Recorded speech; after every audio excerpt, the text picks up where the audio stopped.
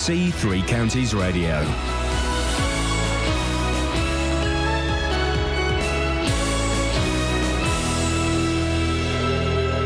It's 6 o'clock. I'm Simon Oxley. The headlines report out this morning into abuse by Jimmy Savile at Stoke Mandeville Hospital.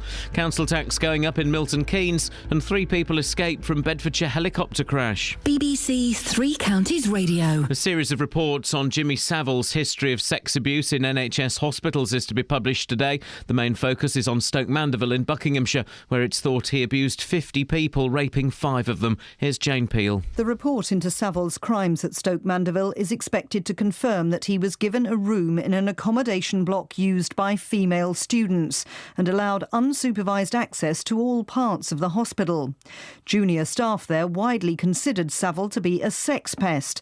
10 of those assaulted complained to nursing staff at the time, but nothing was done. Councillors in Milton Keynes agreed a budget last night, but council tax is going up nearly 2%. There are still £22 million of savings, but changes were made which allowed opposition councillors to vote it through. Paul Scoynes was at the meeting. The more controversial elements of this budget have been reversed. There'll be no cuts to the homelessness budget, to lunch clubs and to scout groups, at least in the short term. That's being paid for by a rise in council tax and a hinted cull of some senior staff at the council. The opposition, who all abstained, said that this was a budget formed by an inexperienced leadership, but Labour say they're forced into this from cuts from central government. 3 people escaped from a helicopter crash in Bedfordshire yesterday morning. The helicopter crashed into a field near Aspley Guys just before 11 o'clock. The 3 people were able to continue their journey by road. A 59-year-old woman has been released on police bail, having been arrested on suspicion of theft from a cemetery in Watford. It followed reports that flowers had been taken from a number of graves in North Western Avenue. Police want to hear from anyone else who has had items go missing from their relatives' graves. One of the most iconic buildings in Milton Keynes will cease trading as a cinema today. The Point was the UK's first multiplex cinema when it opened in 1985.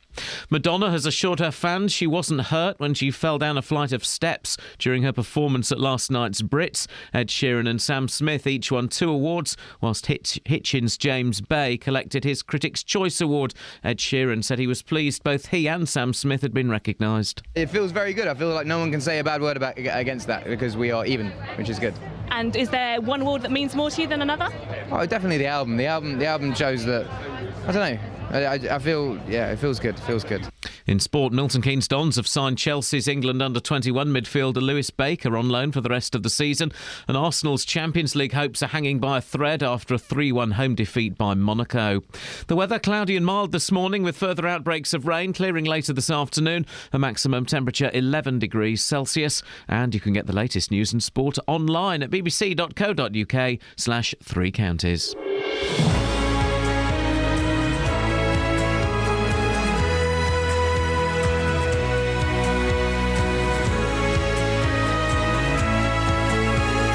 Just need to open the computer. Hang on, don't panic. Oh, there'll be stuff. Across beds, hearts and bucks. This is BBC 3 Counties Radio.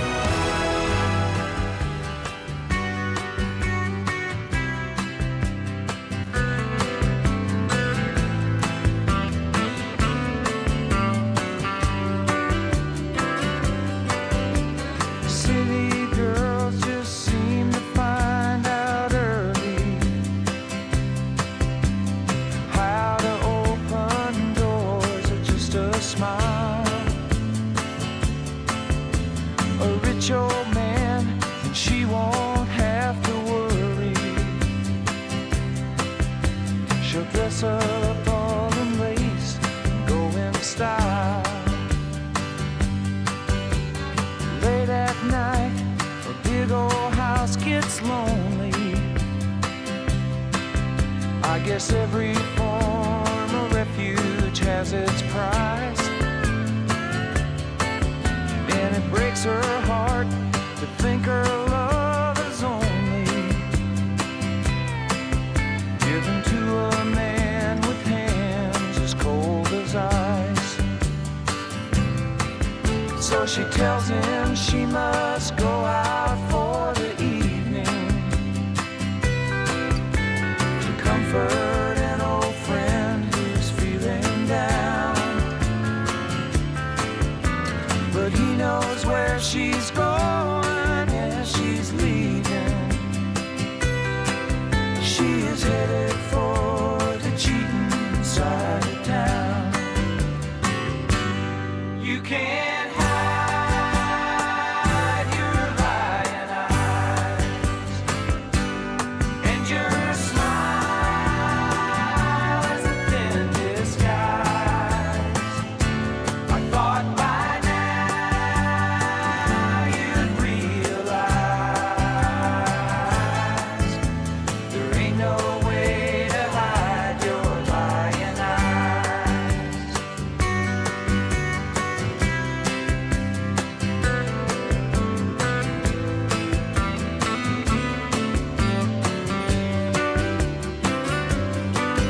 On the other side of town, a boy is waiting with fiery eyes and dreams no one could steal. She drives on through the night, anticipating, 'cause he makes her feel the way she used to feel. She rushes to his arms, they fall together. She whispers that it's only for a while. She swears that soon she'll be coming back forever. She goes away and leaves him with a smile. You can't hide your lying eyes, and your smile is a thin disguise. I thought by now you'd realize there ain't no way to hide your lying eyes.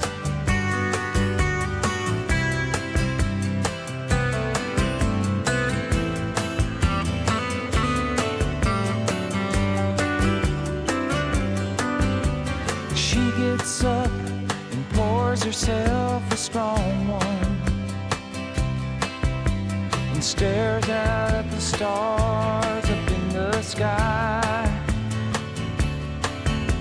Another night, it's gonna be a long one.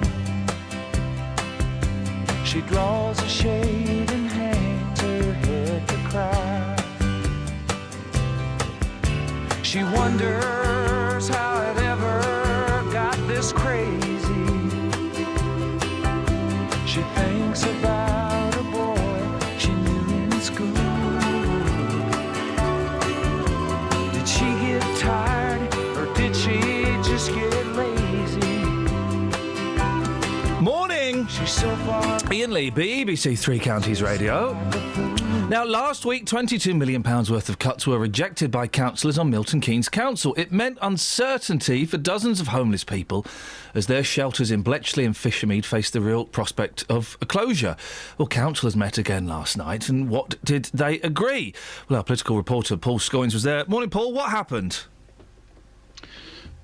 Morning, Ian. Well, those £22 million pounds worth of cuts still remain, but they're going to be paid in different ways. So those cuts to homelessness budgets, to scout groups, to some of the more sort of controversial areas of this bill are going to they've been pushed aside for at least a year. And that means there's going to be a council tax rise and probably some cuts to senior management jobs at the council. OK, so do we know exactly which things are going to be protected?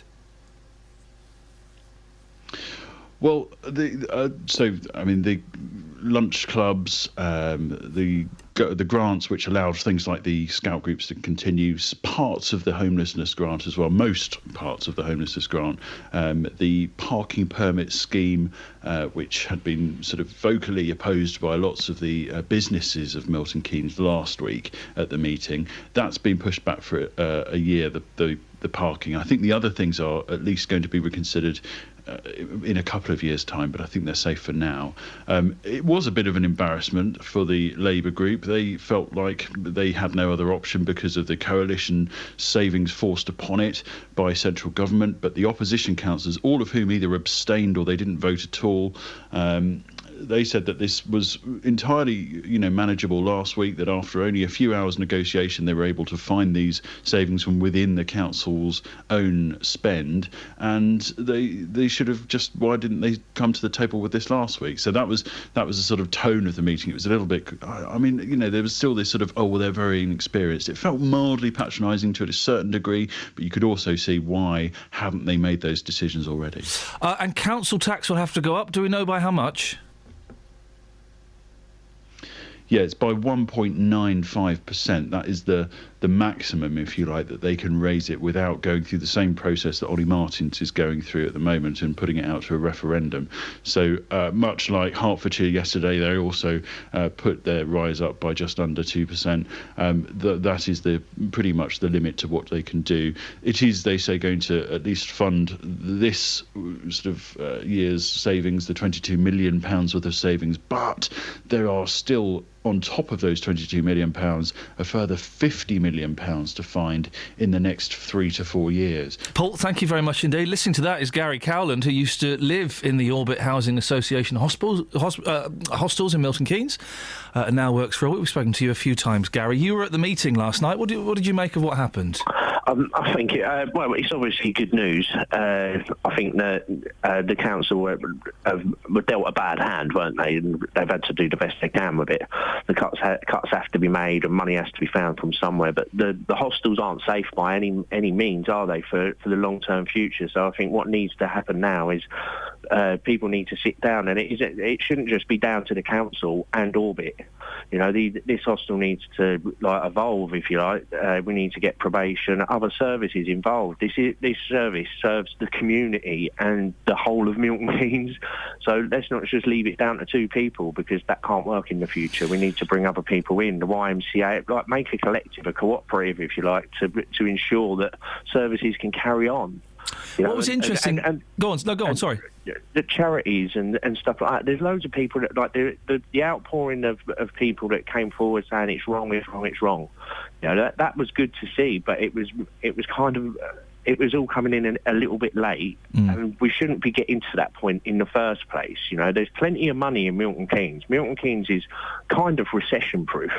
That's a fact. Yeah, so we should be doing more for the people that can't do it for themselves. Well, you say that they've got to make savings of 22 million. There's the future savings of 50 million. Something's got to give at some point, hasn't it? Yeah, and that's what I mean. Let's not let this get down to the wire next year. Let's start now. Probation aren't governed by local government. Have talks with probation. Get probation to put some money in. Get YMCA and Orbit together, because between the two of them, these are two great big organisations that can move this forward. The other thing is that people are trying to make profit out of this. That's just abhorrent. It's just terrible. You can't make a profit out of this. This has got to be something that doesn't, we need to make it, we need to streamline it, and we need to make it so that it, although it not cost money, but just be cost effective. Just so that it can try and be self-supporting. Get the residents that are involved in these places into fundraising for it while they're there during the year. If they haven't got work, then get them involved in stuff. What was interesting they're bored. They get bored as well. They don't want to be where they are. They want to move forward. And if we work together, we can help them move forward and then help the next lot. Gary, last week you said that you didn't blame the council for the decisions that they had to make. Well, they've obviously shown that there were alternatives. Yeah, there are alternatives, but they were trying to plead. They were trying to. I think one of the problems is the apathy of the general public in the whole. Unless something directly affects us, we don't do anything about it. We've given too much power to local government, central government for too long. Now they think that they know better than us. They don't know better than us, but if we don't tell them, then nothing changes. The system's broke, and if I've got a broken Hoover, I'll throw it out and get a new one. We need a new Hoover, Gary. Let's go and get a new Hoover. But we need a new idea, don't we? We need a new idea. Like, we need to take this forward. We can't just keep on saying, well, there's going to be cuts, there's going to be cuts. There's plenty of money in Milton Keynes. I'm only speaking for Milton Keynes at the moment because that's where I live. But there's plenty of money in this system. Gary, listen, I've got to end it there. Thank you very much for your time. It's a stay of execution at least. Do keep in touch and let us know what happens. Travel news for beds, cards and bugs. BBC Three Counties Radio. On the M1 northbound, there's been an accident between junction 11 for Luton and 12 for Flitwick. That's blocked 2 lanes. On the just north of Bedford on the A6 Paula Radcliffe Way, there's roadworks going on there at Clapham Road in both directions, which could cause some delays later on. And the A10 in Royston has roadworks around the Town Hall roundabout. It's looking fine at the moment on the speed sensors, but that could get busy later on too. If you're travelling into London on the A406 North Circular Road, the van's overturned between Bounds Green Road and Coney Hatch Lane, and that's causing queues westbound from Arnos Grove. No reports of any delays at the moment though on the trains. Samantha Bruff, BBC Three Counties Radio. Thank you very much, Samantha. Right, it's 6:16. It's Thursday. Are we Thursday today? Yeah, that'll all do. day. Thursday, the 26th of February. I'm Iain Lee. These are your headlines on BBC Three Counties Radio. A report on Jimmy Savile's history of sex abuse at Stoke Mandeville Hospital in Buckinghamshire will be published this morning. Councillors in Milton Keynes agreed a budget last night, but council tax is going up nearly 2%. And 3 people escaped from a helicopter crash in Bedfordshire yesterday morning after it crashed into a field near Aspley Guys. Guys, is that how you say that? It is, yeah. That'll do me. BBC Three Counties Radio.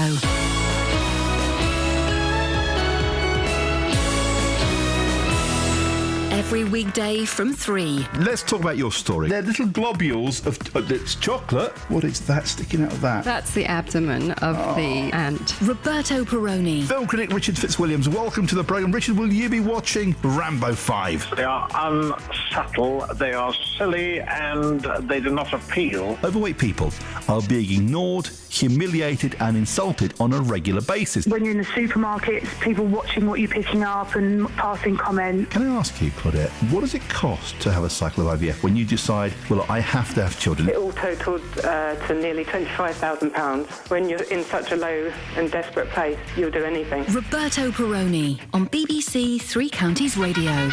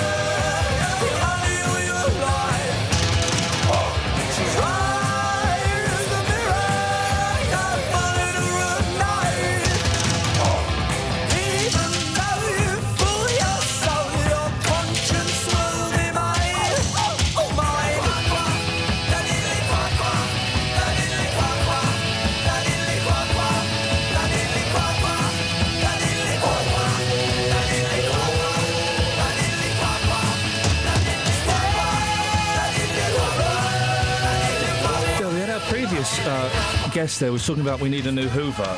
I bought a new Hoover once. I remember buying a new Hoover, and they gave me... was it John Lewis? Might have been John Lewis. It doesn't really matter. And they, as an enticement to buy this Hoover, they gave you a free gift. Right. With it.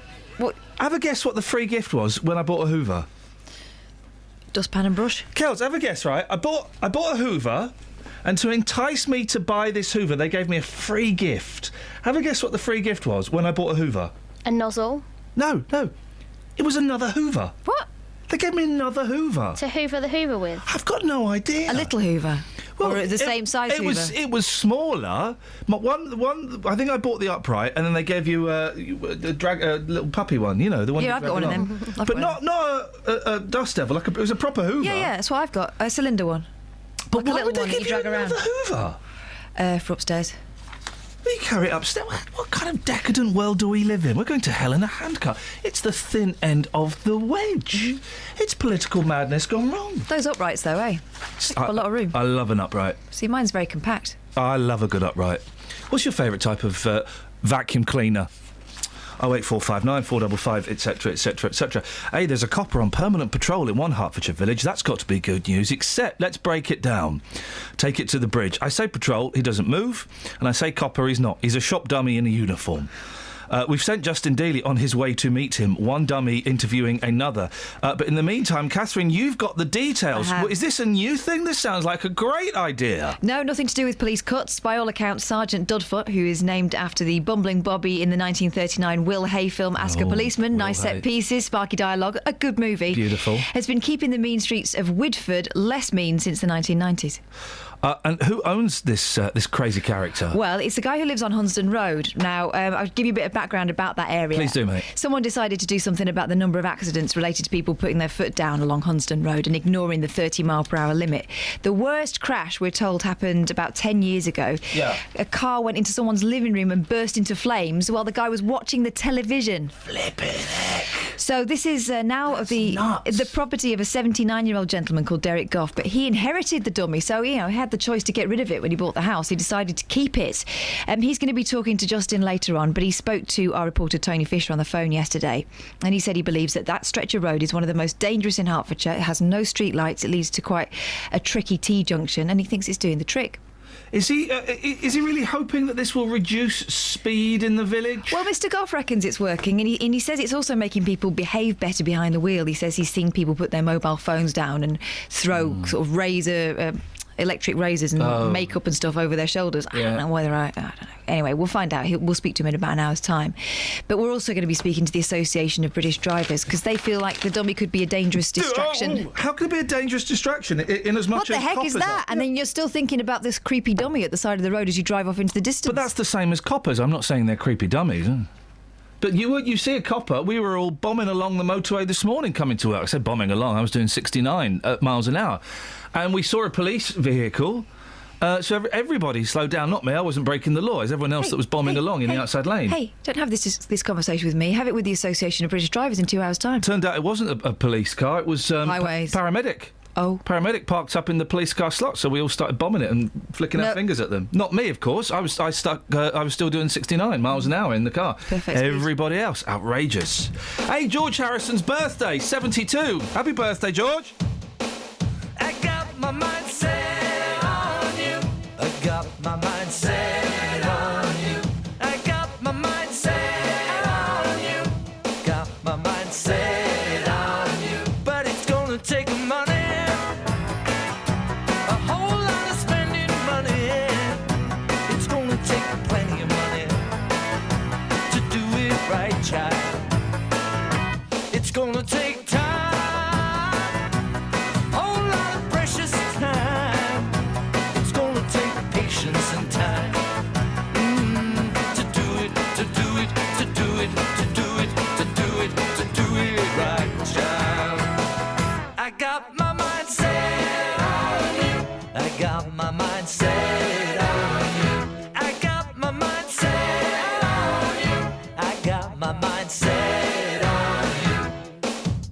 And this time I know it's real, the feeling that I feel.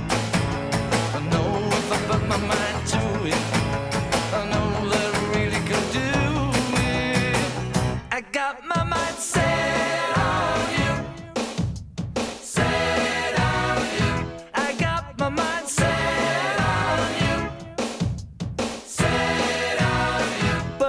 gonna take money. Whole lot of spending money. It's gonna take plenty of money to do it right, child. It's gonna take time, whole lot of precious time. It's gonna take patience and time to do it, to do it, to do it, to do it, to do it, to do it right.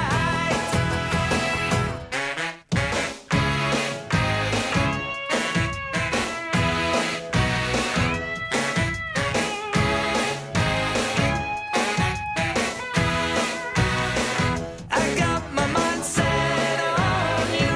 I got my mind set on you. I got my mind set on you. I got my mind set on you. And this time I know it's real. The feelings that I feel. I know if I put my mind to it, I know that I really can do it. But it's gonna take a money. A whole lot of spending money. It's gonna take plenty of money to do it right, child. It's gonna take a time, a whole lot of precious time. It's gonna take patience and time to do it, to do it, to do it, to do it, to do it, to do it right.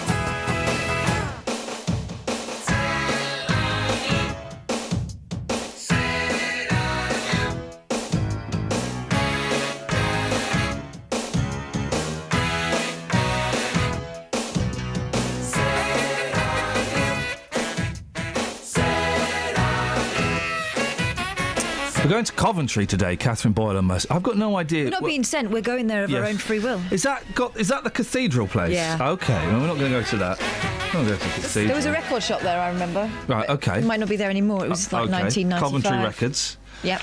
What is there to do? Is there anything to do in Coventry? I mean, we won't have much time to do anything in Coventry, but is there anything to do in Coventry?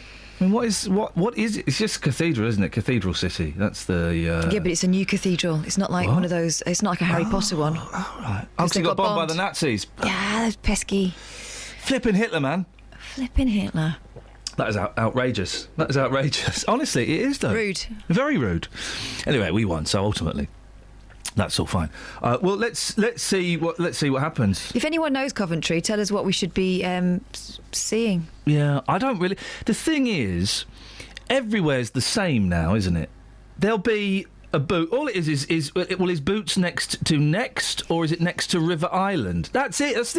All it is the different order of the same high street shops. Yeah. Oh look, oh wow, Coventry's got a WH Smith's, and it's laid out slightly differently from the WH Smith's in my town. Yeah, you walk through the door. I don't know where the books are. The magazines are on the right-hand side. That's insane. Wow, and 2 travel cushions for the price of 1. Flippin' heck, really? Travel news for beds, cards, and bugs. BBC Three Counties Radio. On the M1 northbound, there's been an accident just after junction 11 for Luton, and there's some debris on the road as well, so that's blocking the road. The whole road is blocked now. The entry slip road is blocked there too, and that's starting to cause some queues. In Royston on the A10 Melbourne Road, there's the roadworks at the Town Hall roundabout, so expect delays there. And looking at the speed sensors in High Wycombe on the A40 Oxford Road, there is a lane closed around Oxford Street in both directions, so that could cause some delays later on. On the speed sensors, the A1 southbound has queues between the Holiday Inn and the Stirling Corner, and the A406 North Circular Road in Finchley has queues westbound between East End Road, Tunnel and Hanley's Corner. Looking at the trains, no reports of any delays there at the moment. Samantha Bruff, BBC Three Counties Radio. Across beds, hearts, and bugs. This is BBC Three Counties Radio.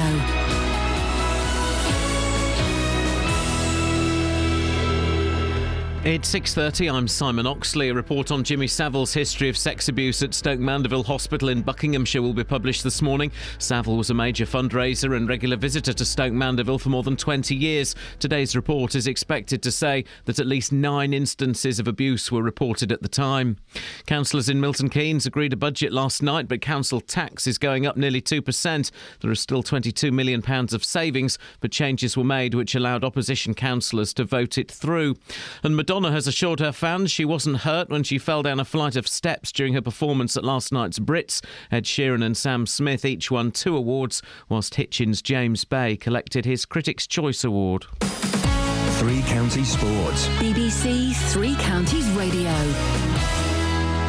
Milton Keynes Dons have signed Chelsea's England under-21 midfielder Lewis Baker on loan for the rest of the season. The 19-year-old could make his debut at Coventry on Saturday and is being seen as a replacement for the injured Dele Alli. Dons manager Carl Robinson says the Luton-born player is one of the most gifted young midfielders in the country. Arsenal's Champions League hopes are hanging by a thread after a 3-1 home defeat by Monaco in the first leg of their last 16 tie. Here's manager Arsene Wenger. Mentally, we were not ready, sharp enough to get into this game, and we paid for it, and I think in the first 20 minutes was enough room to win the game. And after, Monaco is a team is strong physically. I said that yesterday.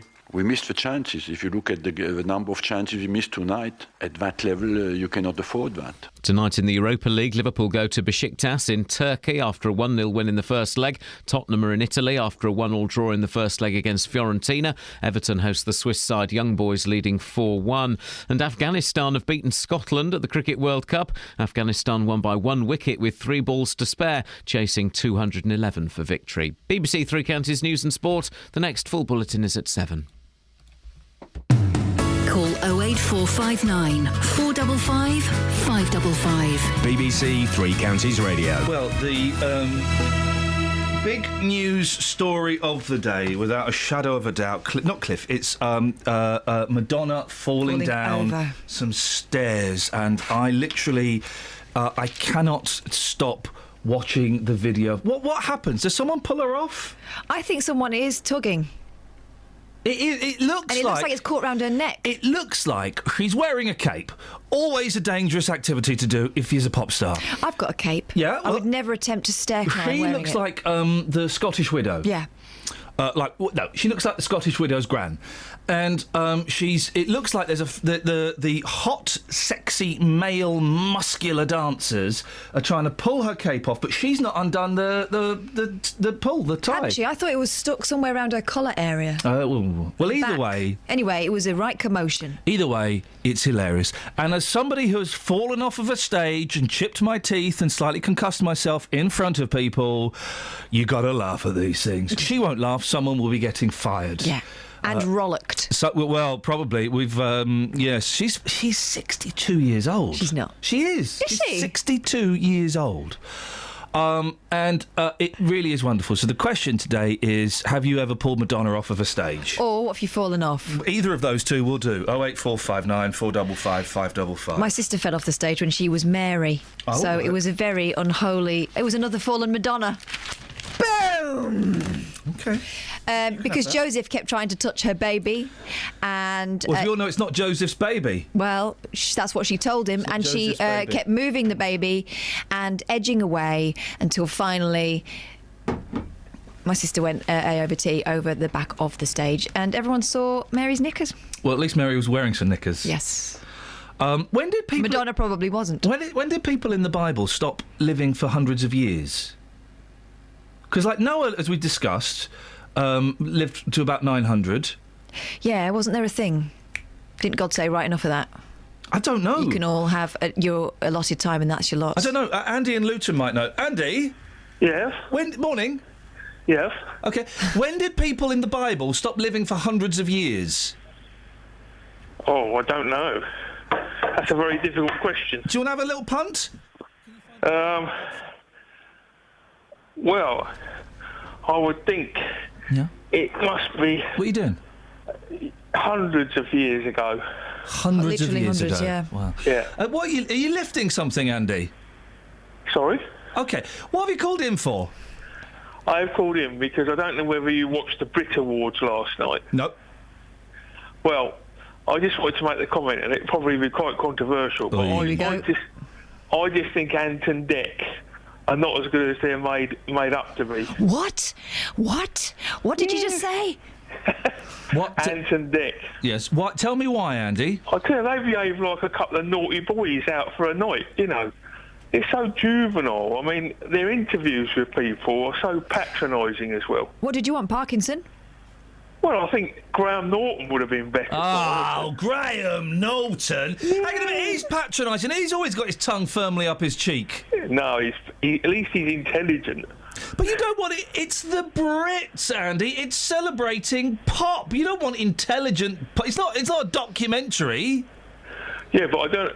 But honestly, it was like a show. Yeah. Where there was no reaction to them. I mean, their jokes just fell flat. What about the only bit I know they did was that they got their heads served on a platter by Marco Pierre White. That was a funny image, wasn't it? Fun, yeah. That was funny, wasn't it, Andy? Yeah, that bit was funny. Thank you very much indeed. What about Madonna falling over? Oh yeah, that was very unfortunate. Yeah, that. Unfortunate or funny? Well, it was unfortunate, but it was funny as well. Yeah. But it did make the show. At least it was interesting. It was unfunny-tunate. Yeah. Would you say? It's unfunny-tunate, yeah. No, unfunny-tunate. Unfunny-tunate. No, unfunny-tunate. Unfunny-tunate. That's it, yeah. Is that what you'd say? Got it. Yeah. Say again. Unfunny-tunate. Excellent stuff indeed. Thanks for calling, Andy. All right. Let's put it out there. I like Ant and Dec. I think they're brilliant. I do. From what I've heard, they were on a very tight leash and everyone else went on a bit and everyone in the audience was having a party, so it was a bit difficult. They bleeped Kanye West's lyrics out, apparently. Apparently rude lyrics. What was he saying? About De Bump and Grind? I don't know. How rude. But they bleeped him out. And because who pulled out at the last... Look at me, we're just two old people discussing your kids' music. Someone pulled out Rihanna. Oh. Rihanna pulled out... Have I got this right, Kelly Betts? You're young. Rihanna pulled out at the last minute, and Kanye stepped in, and then they bleeped him. Is that right? They did bleep him. OK, well, listen, I'll tell Why you did they put him in? They should have put someone in, like Rumour. Or the Backstreet Boys. Yeah, the Backstreet Boys. I'll tell you what. Listen, we'll have a listen. This is from last night's Brit Awards. This is Kanye, unbleeped and uncensored. We built this city. We built this city on rock and roll. Built this city. We built this city on rock and roll.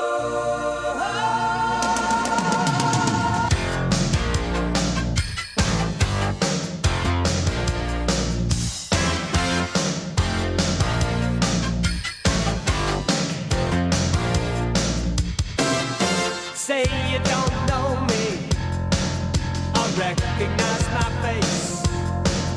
Say you don't care who goes to that kind of place. Knee deep in the hoopla, sinking in your fight. Too many runaways, eating up the night. Marconi plays the mama.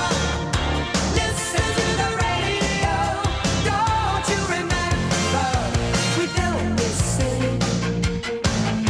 We built this city on rock and roll. We built this city.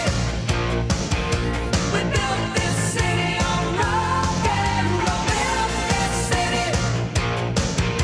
We built this city on rock and roll.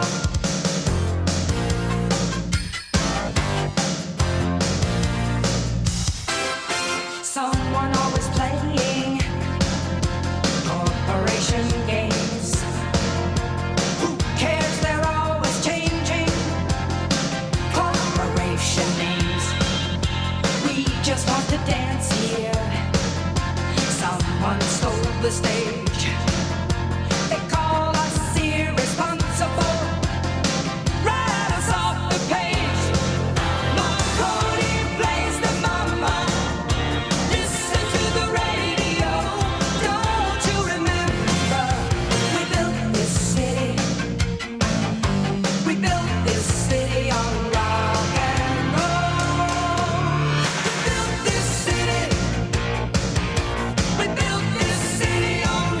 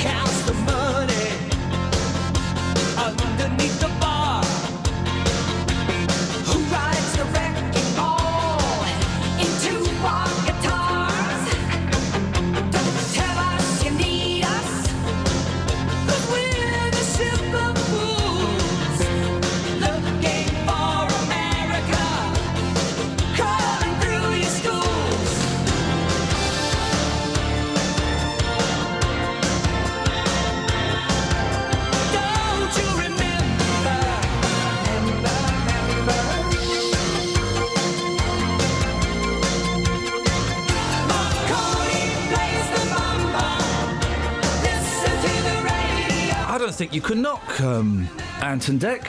I don't think you can knock them. They're great. They do what they do, don't they? They do what they do, PJ and Duncan. You can't knock PJ and Duncan, can you, Steve? You can. What? You can, indeed. What do you mean? Why not? Go on then, try and knock them. Well, they can't sing. As PJ and Duncan, they're almost pointless, I would suggest. But they don't sing anymore. But they're not PJ and Duncan anymore. He's got me on a technicality, Your Honour. Objection overruled, sustained. But Ant and Dec then, Stephen? Yes, normally very good. Didn't see them yesterday, but I guess they could be very childish, but they're quite good at some things. But it's a pop awards. It's not. They're not hosting news nights. Do you know what it may be?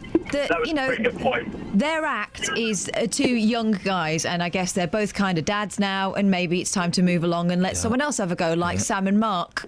Oh, I like Sam and Mark. I don't like them. Oh, I like Sam and Mark. I don't like them, but they're not for me, are they? No, but they're not for me. But I like Sam and... Do you like Sam and Mark, Kels? Sam and what? Yeah. Do you like Sam and Mark, Steve? Steve? Don't like Sam and Mark. I'm guessing he does. He likes them so much he's going to go out and buy their DVD. Hey, so they can transplant lungs. They can transplant hearts. They can even transplant a willy. Face. They can transplant a willy and a face. Let's hope they get them in the right areas. Otherwise, that is going to be awkwado. Doctors claim the first head transplant could happen in 2 years. A head! A flipping head! That is nuts! Hang on. No. Yes, mate. No, because mate. Your head is your... Yes, mate. Your head is your essence. Yeah. So what... No, this is what I thought. The donor is the body. That's correct. It's That's a what body transplant. No, it's a head transplant. No.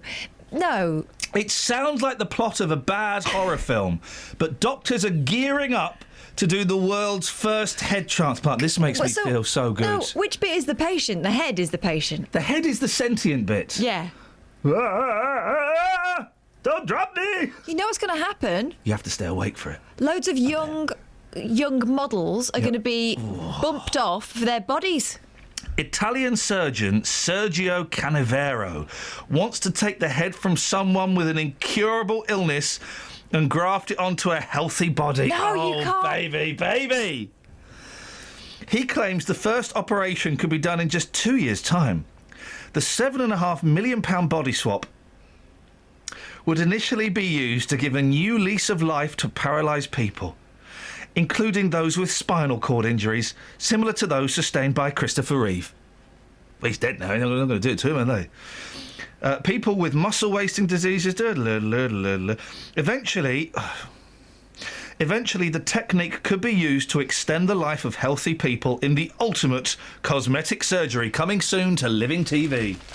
Isn't that brilliant? Simple question, whose body would you have, Kels? Whose body would you have? Kath's. Kathy's body. You could do a swap. We could just straight up. My head would be massive on your body, though. Well, that's the only time it will be massive, because it's... anyway, that's not really relevant to this conversation. Who would I have? I'd have fake Mr. T. Nice. Two things. First of all, get to be... three things. Get to be short, get to be muscular, get to be black. There's three things I'd like to try. But your head would still be the same. Yeah. You'd be fooling nobody. Well, that's true. So it comes with your face as well, does it? It's your head, Your mate, whole entire head. It's your head, yeah. It's not the inner... No, that would be your brain. Wow. Who would I have? Have a think while we talk to Sammy Brough. Travel news for beds, cards and bugs. BBC Three Counties Radio. On the M1 northbound, there's been an accident just after junction 11 for Luton. There's one lane closed now because of the debris on the road after the accident, and that's beginning to cause some queues. On the M1 southbound, it's also looking very slow past that stretch between junction 10 for the Luton Airport Spur Road towards junction 9 for Redbourne as well. And the M25 anti-clockwise is starting to build up between junction 21 for the M1 and 19 for Watford.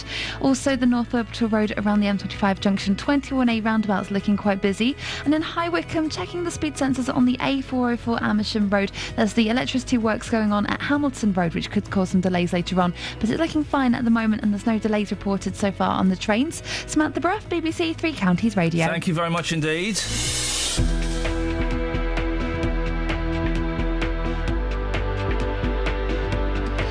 6:45. It's Thursday, the 26th of February. I'm Iain Lee. These are your headlines on BBC Three Counties Radio.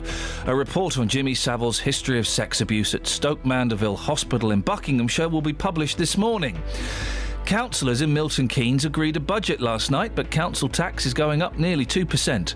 And Madonna has assured her... I'm not even going to read that out about Madonna. She's all right. She's told her fans, flipping heck, for goodness sakes. Oh, I'm all right. Oh, get out of it. Beds, Herts and Bucks weather. BBC Three Counties Radio. Good morning to you, Ian. A mild but murky start this morning. Mist and fog around, especially over higher ground. A bit damp in places too. Got some drizzle, some patchy light rain. Then a more noticeable spell of rain will spread its way eastwards later on this morning, round the middle part of the day, and last for a few hours this afternoon. But then drier conditions following on behind that, and a little bit of late brightness. Temperatures at the moment are around 9 or 10 Celsius, so it is very mild. Highest values are going to be around the middle part of the day, and then temperatures starting to fall once the rain clears. And they'll continue to tumble overnight under clear skies, a dry and fine night and a cold night with a widespread frost, temperatures down to freezing. It sets us up for a lovely day tomorrow, plenty of sunshine, especially in the morning where it will be almost unbroken. A bit more cloud coming and going through the afternoon. Highs of 7 or 8 Celsius, although somewhat down on today's values, will feel quite pleasant in the sunshine, but a bit more unsettled for the weekend. Some rain Saturday morning and later on Saturday, drier in the middle and wet and windy overnight into Sunday. Funny. Look who's making their face funny for money this Red Nose Day. OK, here goes then. First there's the red nose and then, lipstick. Very good. Oh, I see, you're putting it there. There are many ways you can raise money, like asking your work colleagues to put in a fiver for a funniest face contest. The funniest face gets a prize and Comic Relief gets all the cash. I'm not sure the cream cheese is such a good idea. What do you think? Excellent stuff. Oh, thank you, Lenny. For lots of ways you can make your face funny for money this Red Nose Day, and to get your free fundraising kit, go to bbc.co.uk/Red Nose Day. We're all one BBC, so boy oh boy, I can't wait for that. Unfortunately, I can't do the funny face thing, but I'm sure, you know... Well, you're doing it now, so that counts, right? Hey, this is brilliant, and fair play, you've got to salute... There's not enough innovation in work, in food, apart from that bloke who looks like a potato. Heston Blumenthal. Yeah, who makes, like, smoked pies, and he makes, like, fag sandwiches and stuff. Yeah. There's not... His stuff is silly. He'll make a frothy jelly, won't he? Yeah, he'll make wood chip mashed potato or something. Yeah. A bit out of wood chip. Or a salmon cake. Yeah, you can get salmon cakes. That's a real thing. No, but, like, with icing on it. Oh, and a fish in the top. Disgusting. That's disgusting. Or he'll make, like a strawberry shoe. Yeah. And it's like you wear it to the restaurant and then you eat it. That's disgusting. Anyway. Mint quiche. Exactly. That does sound all right, actually, again. You can get mint quiche, mate. You can get mint quiche. Quiche with mint in, yes. That exists. What, with polo sticking on top? Oh, no, not with polos. Again, I see what you've done there. Yeah. He'll do that. He will do that. In a laboratory. Yeah, or he'll do, like, an ice cream, but it's invisible because it doesn't exist. It's just made out of his bum hair. Dry ice cream. Well, Who anyway, does that? the Colonel is... Bum hair? Sorry? Huh? What? I think she's just realised what you've said. Why don't you try my ice cream? It's invisible, made out of my bum hair. That sounds brilliant. How much? It's £200. Does it come on a cone? Brilliant. Yeah, but you don't know what the cone's made out of. I would like to see somebody with a cone licking invisible ice cream. Okay, well, it would look really funny. I can make that happen. I'll just buy some cones. Thank you. The Colonel has stepped up to the mark. The Colonel he's not to be messed with. He is pushing the boundaries. Do you know what his secret ingredient is? Unfortunately, I do. Genius. Bum air. Guess what the Colonel's made now? And it's got a great name as well. Floating fillets. He's made a scoffy cup. What? Huh? He's made a scoffy cup. He's done a what? He's done a scoffy cup. He's done a what? He's done a scoffy cup. Why? Because he can. Because he's nuts. He's like the Willy Wonka of meat. Do you know what a scoffy cup is? It's coffee that you can eat. Ladies and gentlemen, the scoffy cup. It's a coffee cup made out of chocolate. That's... hang on. Boom, Stop. shakalaka, boom, shakalaka, boom. Stop. Coffee's hot. Chocolate-covered biscuit. So it's like those the greatest thing I've seen. The soup bowl made out of bread. Oh, I like Pointless. No, not pointless. Because once the soup gets to a low enough level, you can start breaking the bread off and dipping it in. Dipping it in. But it's all manky on the bottom. It doesn't look very appetising. Yes, it does, mate.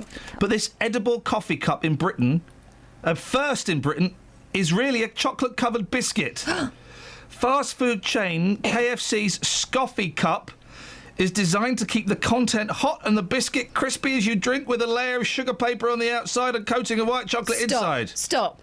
So Sugar paper. Yuck. You drink the coffee out of it first and then eat it? No, mate, you eat it first and then you drink what's left in your hands. You utter plum! I just wanted to know that. Oh, yeah, look. A spokesman for the scientists... Scientists? What? Said... I don't even know what this means. This... Oh, flippin' heck. Oh, this is so good. The cups, designed entirely by the Colonel himself and some food scientists, are infused with scents that are known to improve your mood. It's a mood-lifting Scoffy cup. Whoa. This sounds like a chemical experiment. A spokesman for the scientists said ambient aromas, including coconut sun cream, freshly cut grass, wildflowers and marijuana that we associate with warm... Oh, no, not that. Sorry, that was my... And wildflowers evoke the positive memories we associate with warm weather, sunshine and summer holidays. The Scoffy cups have been invented to mark the... Oh, this is... What with...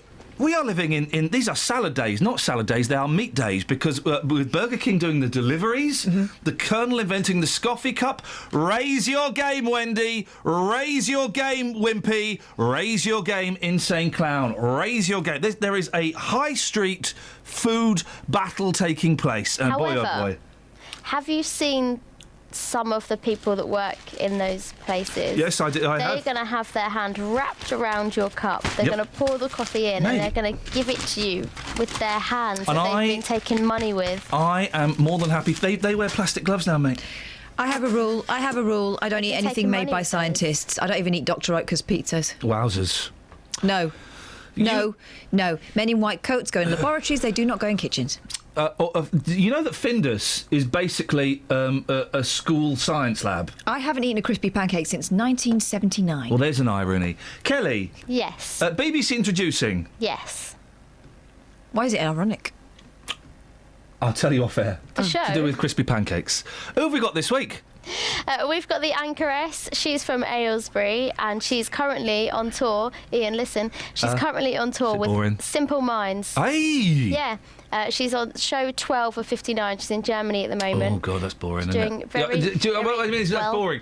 I could always thought doing a long... I can never do a play in the West End for two reasons. One, I can't act. And B, just... Two, if they you- don't ask you. Well, no, if you're doing it for like Don't 6 ask months and then you're like a week into it, you're going, flip, this is boring. Got to do the same thing. Anyway, what's she called? The anchoress, and this is her song Once Upon a Lie.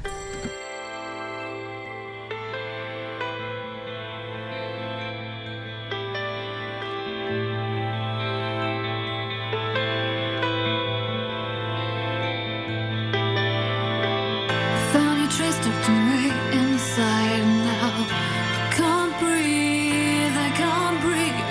Thought you and I were lives, tied you were only mine. Once upon a lie, did you get those notes I sent down? What you telling all your friends now? How am I supposed to get through this when you won't admit that I exist?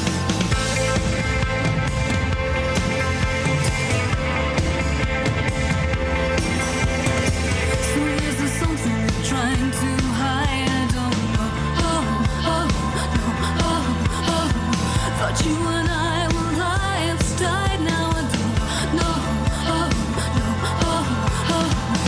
So if it comes to this, well, I won't make it. I can't take it now. With all the plans we made, well, I won't make it. I can't take it. Cut off my hands, place to burn. What's there to understand?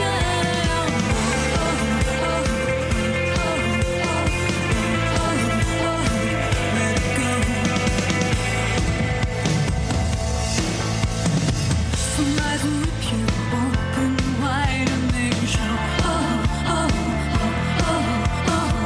Thought you and I were lives tied. You were only mine.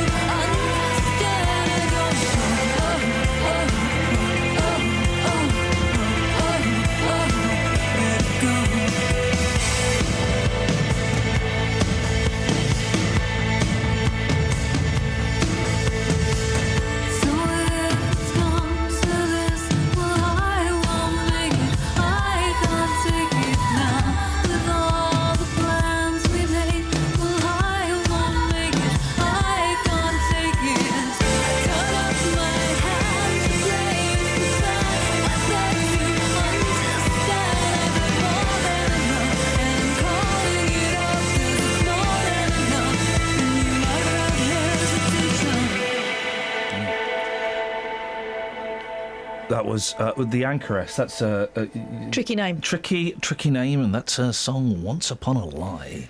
Hey, you know what Europe's trying to make us do now? Hey, straight bananas. No.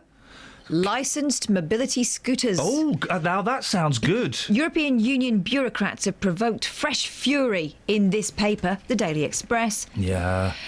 by ordering owners of lawnmowers, Yes. golf buggies and mobility So scooters... the sit-down lawnmowers. Yeah, to get motor insurance. Yeah, good. All motor-driven vehicles, including those that will never leave private land, will have to be covered. Good. Yeah, because you can hurt someone in those. Those mobility scooters, we've said this before, I know they are a lifeline to lots of, well, let's be honest, fat and lazy people. And disabled people. Yeah, there are a few disabled people that use and them as well. elderly people.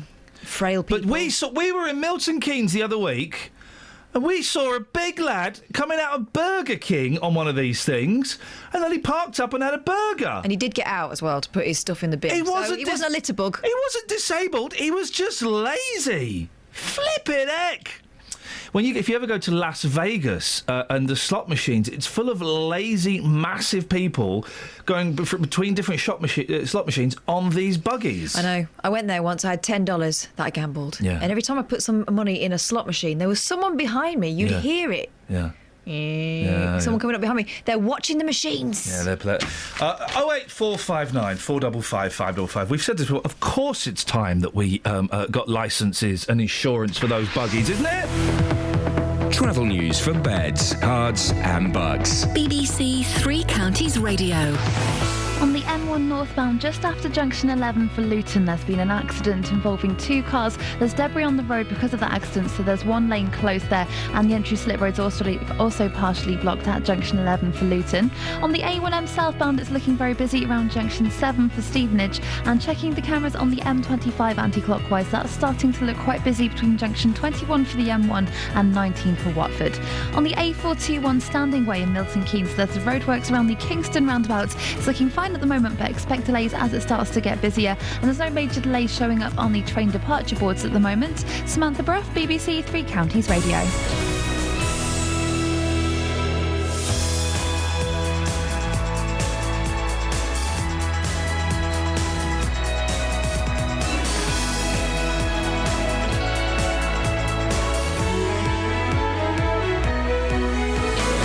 Local and vocal across beds, hearts and bucks. This is BBC Three Counties Radio.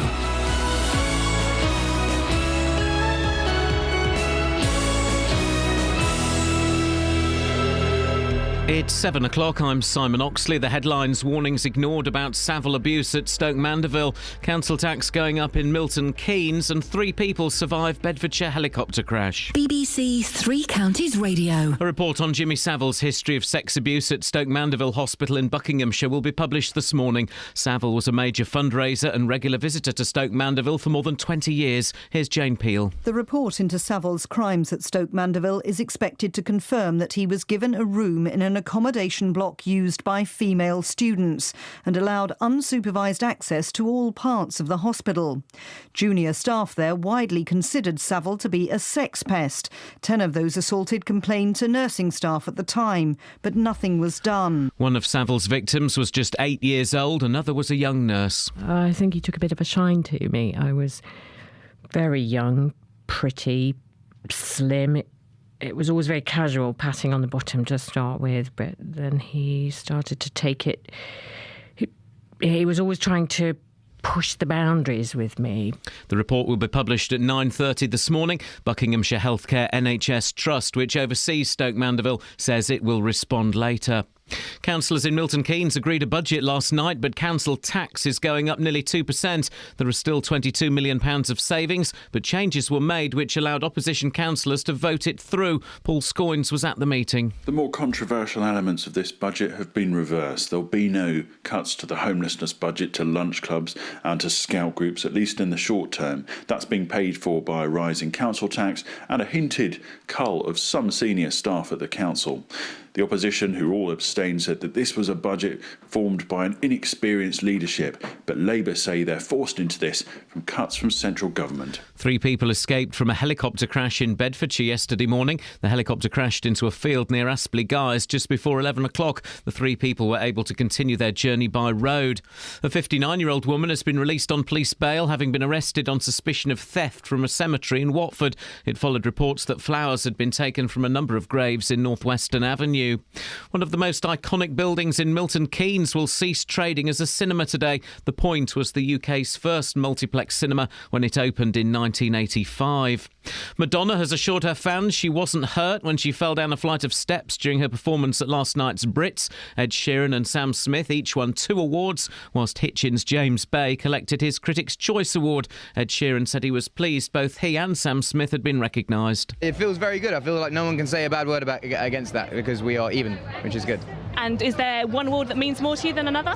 Oh, definitely the album. The album shows that, I don't know, I feel, it feels good. It feels good. In sport, Milton Keynes Dons have signed Chelsea's England under-21 midfielder Lewis Baker on loan for the rest of the season, and Arsenal's Champions League hopes are hanging by a thread after a 3-1 home defeat by Monaco. The weather, cloudy and mild this morning, further outbreaks of rain, clearing later this afternoon, a maximum temperature 11 degrees Celsius, and you can get the latest news and sport online at bbc.co.uk/3 counties.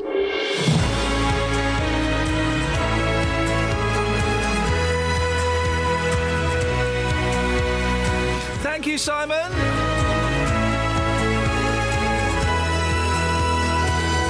Savile, councils, what have you fallen off? We all love Ant and Dec, and come on, guys, isn't it time that we license and insured those buggies? You know what, the mobility scooters? Have to, don't we? You see some of them going down, they're on the road or going too fast on the pavement. Should we ban, well, I mean, hang on, let me think. No, I'm going to say it. Should we ban fat people from using them? Talk about an obesity crisis. Well, if there are people using them, as we saw the other day, just to get their Burger King deliver now. 08459 455 555. Across beds, hearts and bucks. This is BBC Three Counties Radio. Actually, it seems pretty obvious, because I could go and buy one of these buggies now and go for a little drivey drive in it. Well, you don't have to take a test, you don't have to be licensed, you don't have to have insurance, you don't have to prove that you need one. Surely there should be, I don't want to say, not means tested, but there should be some kind of test as to whether you deserve to have one. Because if you're just lazy, flipping heck. And if you've had no training to use them, then blimey. 08459 455 555 is the telephone number if you want to give us a call. You're more than welcome to, or you can send me an email, ian.lee@bbc.co.uk, or you can send me a cheeky textington, 81333. Start your text 3CR. If you want to talk about that. Seriously, Catherine and I were playing a game in Milton Keynes the other day. No. As to whether people... we were trying to judge whether people needed one because they had some form of disability or some form of impairment, whether they were just being a bit lazy. Now, you can't always tell, of course, but there were a significant number of people that we watched and we thought, oh, now, come on. You don't need a mobility scooter. In fact, it would do you good to get off your backside and go and do a little bit of walking. 08459 455 555 is the telephone number. Terrifying story in some of the papers today. I say terrifying, I've only read the headline. So I'm sure if I were to delve into the facts, it wouldn't be quite so terrifying. But more than 8 hours sleep per night can cause a stroke. What? Sleeping for... I love sleep. I don't really sleep for 8 hours a night. I can't. I have children and a weak bladder. Those two things combined leave very little room for sleep. Sleeping for longer than 8 hours a night could double your risk of a stroke. Scientists have found strokes are the third biggest killer. Really? It's Yu Leng of Cambridge University said it's apparent both from our own participants and the wealth of international data that there's a link between sleeping longer than average and a greater risk of stroke. That's me. Screw Catherine, because I love a good sleep. 08459 455 555 is the telephone number. Across beds, hearts and bucks. This is Iain Lee. BBC Three Counties Radio. Councillors in Milton Keynes have agreed a controversial budget which will see council tax go up by almost 2%, as well as £22 million of cuts over the next 12 months. It's the start of a 5-year savings plan, which has led to objections and protests from community groups.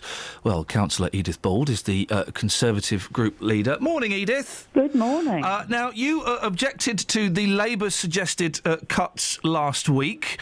What's happened in the interim? What has everybody agreed with now?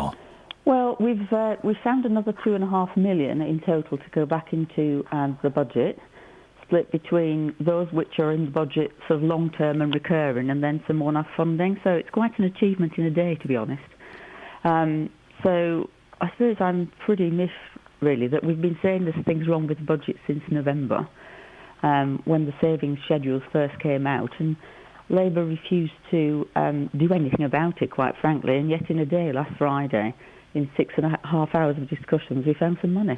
So some things have had a stay of execution. They've not been saved permanently, but we were talking last week, of course, about some of the homeless hostels. £22 million has had to have been saved. Where has that gone then? Who's losing out? Well, all of the big items we had on our shopping list, the homeless, the buses, we've put £750,000 back in. Parenting classes, 100k. So we've put everything in, basically, that was on our shopping list last week. So nobody that we felt were very high category has actually lost out. We've managed to find money. Who has lost out then? Because you've cut £22 million. Where's it gone? Well, some of that 22 million is extra income raised from the council, about 4 million on that. And then there's redesign and recontracting things that are happening, which is about another 4 million. There's a little bit of service reduction. For example, concessionary fares on buses is about 700,000 there. So when you add up lots of, well, some big and small, that takes you up to get to 21, basically. Okay, so there are no cuts. Is that what you're saying? No groups, no organisations, no services have been cut. You've just managed to find £22 million. One, because there's another category of saving along buses, which is nearly 700,000 on sort of concessionary fares, which will hit some of the youngsters. They'll only go to travel for half fare, whereas they had a greater concession. So there's a good example of a service cut, but the worst cuts have been taken out. Council tax is going up? Council tax is going up, and half of the recurring savings that were found for the budget have come through council tax, which I'm not very happy about, and my group, some of them are furious about, frankly. I think if Labour had started sooner, they might have been able to save that. In my speech last week, and when I came on the radio, I talked about potential efficiencies and productivity improvements that were possible against the £64 million council tax. But Edith, it's the coalition, it's your party that have forced these cuts, and there's another £50 million worth of cuts to come. Well, this is what I take exception with, and I was really clear about this last night. To some extent, that is an excuse, because, I know the finances of the council. There's £190 million worth of stuff in the budget that we've been considering, 100 million of which is council tax, which is not going down. There's £46 million worth of business rates coming in, 12 million on public health, that's gone up by 2 million. So the bit that's being cut by the government is actually £36 million worth of the budget. So, I think it's about time our council started thinking and acting like a business, because all businesses face these sort of challenges. year in, year out, and it's up to the managers of the business to find the best way around them. Losing 22 million and then a further 50 million, that is quite a challenge, isn't it? You don't think that the Conservatives or the Coalition should take any responsibility for that? Well, remember that of the 22 million, a large portion of that is about 14 million of it actually is pressures on demographic growth and so on. The issue has been that since 2012 there hasn't been a huge allowance in government funding for demographic growth.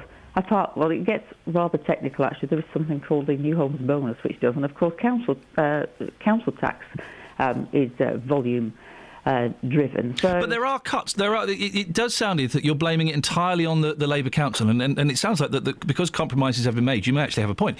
But the government aren't making cuts to councils' budgets. Another 50 million quid to come. You don't think that the Conservatives and the Coalition should take any responsibility for that? Yes, absolutely. But, if we're going to balance the economy, and we now have a pretty strong and growing economy, then these changes have to be made. That's why I liken the council to a business. We need to think like a business. That is what happens every day across the country. Every business has to try and make ends meet. Councils over, 20 years, longer, forever actually, have been reliant on sort of money coming from the government. It's sort of almost been a handout. Changing the mindset and thinking like a business is something which is still quite new to councils, and I think they've got some way to go. Edith, some of those meetings go on quite late. Do you never... I really struggle to stay awake in meetings. Do you never kind of find yourself, just your head nodding forward a little bit? Do you ever get that? No, not in a council meeting. Good for you. Well done. Well done. Edith, nice to talk to you. Thank you very much indeed. Edith Ball, Conservative Group Leader. I would struggle terribly in a job like that, because even in the meetings we have here, the half-hour meetings we have for the show... the meetings I lead? Yeah. My head is doing the drop in four. I have great trouble staying awake. And so in a council meeting, and you obviously, and well done Edith for saying, wait, she has to, because if there was a snap of her having a snooze, that would be game over. But I would struggle terribly. I constantly, that little head... Oh, yeah. What? Yeah, I've done the thing as well where I've made a noise. I've been asleep. What you say? In like a really quiet meeting. And everyone's looked at me. I go, yeah, I agree. I used to use this technique when I was in boring meetings that looked as if I was looking at something intently on the desk, sort of head in hands, as if I was reading the paper. Yeah. But I found myself fast asleep. Well, there we go. 08459 455 555. Ever fallen asleep in a meeting? Yeah. Do it constantly. Assemblies at school I was falling asleep in. Lessons I was falling asleep in. I fell asleep doing this show once. Did you? Nobody noticed. Did you? No, of course I didn't, mate. I wish you would. Nothing. Lady Godiva rode through Coventry naked on the back of a horse. Hey! We're going to Coventry. What's to see? Hey! Local tradition dictates that all first-time visitors do the same. I'll leave it up to you to decide who plays the horse. Well, I've been before. Yeah. OK. What? Oh, I see. Travel news for beds, cards and bugs. BBC Three Counties Radio. On the M1 northbound, there's a lane closed at junction 11 for Luton, and there's also the entry slip road there partially blocked because of an accident, and there's still debris on the road because of that, so that's starting to cause some long queues. On the M40 southbound, a lorry broke down between junction 7 for Tame and 6 for Watlington, but that has now been removed from the road and it's starting to move again. On the M25 anti-clockwise, it's very slow from junction 17 for Maple Cross towards junction 15 for the M4, and on the A1 Great North Road southbound from the Coneworth turn-off towards the Black Cat roundabout, that's starting to look very busy through the roadworks. On the trains, no reports of any major delays at the moment. Samantha Bruff, BBC Three Counties Radio. Thank you, Sammy.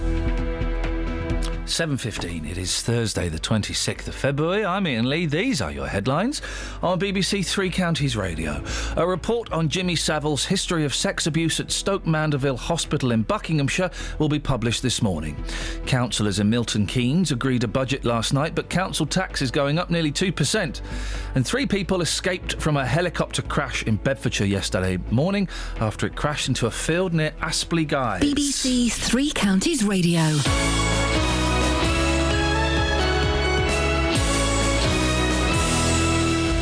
Every Every weekday from 12. Local people. Wendy Howson and David Shipley are trustees of the Harponen charity Spotlight on Africa. So privileged to see lives change, conditions change. Local stories. A deaf cafe will be popping up in Bedford later this month, opening its doors for you to share sensitive stories and talk of afterlife. There are people with the similar concerns. And you can have a light-hearted side of it as well, and we often end like that, you know. Local life. We're going to be heading off into the unassuming countryside of Bedfordshire. We all know the brick pits and the industrial spoil that marked the Marston Vale. Nick Coffer, weekdays from 12 on BBC Three Counties Radio. Call 08459 455 555. BBC Three Counties Radio. Big up yourself, D-Dog. Good morning to you. Good morning to you, sir. Now then, the government, the council trying to save money. How much does it cost them for the bus passes? Because I've never used mine. The bus stop is too far away for me to walk to. Okay. It's staggering, as you know, I stagger around. Have you got a bus pass? Yes. Well, you have to apply for the bus pass, don't you? No, it just arrived. Hang on a minute. I was always told you had to apply for the bus pass. It may be one of my sons. Oh, those do-gooders sticking their nose in where it's Well, not that's welcome. right, You're not yeah. getting the inheritance, guys. I've already seen the will, and I've changed it to me. Yes, well, that's what's happened. I just want to know whether... am I costing the council? Well, yeah, of course you are. You're probably costing the council, I don't know, £200 a year out of that. Well, that's a saving, isn't Hey, it? you don't... Now, listen, I've seen you. You're not too good on your feet. You're a doddery-old so-and-so. I know. You collapsed at the cinema, and me and Lockers had to lift you up. I know. Incidentally, you didn't sleep through that. You said you nodded when something stupid comes on. I did. I closed my eyes and was resting I know, a bit. but that was only to cut out some of the rubbish. You did a Madonna, of course, at the cinema, didn't you? Yes. Yeah. You fell down. But what have you fallen off? 08459 455 555. I can't remember what I was going to say now, Dennis. You've completely thrown me off. No, two lovely fellas picked me up. Oh, cheeky. Was that afterwards? But here's the thing, Dennis, right? You don't use a mobility scooter. No. Why? Because I use a taxi instead. I don't want one. No, it's bad enough.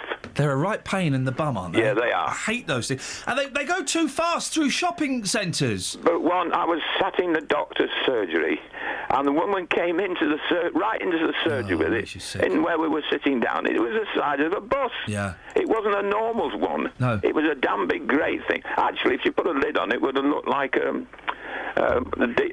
Beetle. Which one, John? VW Beetle. George? Put a lid on. Ringo? Star. Oh, there was a lid on it. So, John? No, I said if she had put a lid on it, it would have looked like a VW Beetle. A VW Beetle. I do apologise. Dennis, say hello to Shouty Chris. Hello, Shouty Chris. Hello, Dolph. How are you? I'm fine. I see your picture where you went to see 50 Shades of Mayhem. Yes, I know I look terrible, don't I? No, actually, I thought you were quite a stunning geezer. Oh, believe you me. When I was 21, you should have seen me, dear. You outlooked the other two blokes, were you? Chris, watch it. No, don't get me wrong. I kick Lee very often, but I'm not anybody else kick him. Dennis, speak to you later. No, I thought you were the best looking out of the three of you. All right, Chris. Well, we know that you phone up and talk complete and utter nonsense, and you've started off with that. What you got for us? Well, you remember I told you I used to be a custody officer? I don't really listen to what you say. I know that, Ian, but other people do. Anyway, I was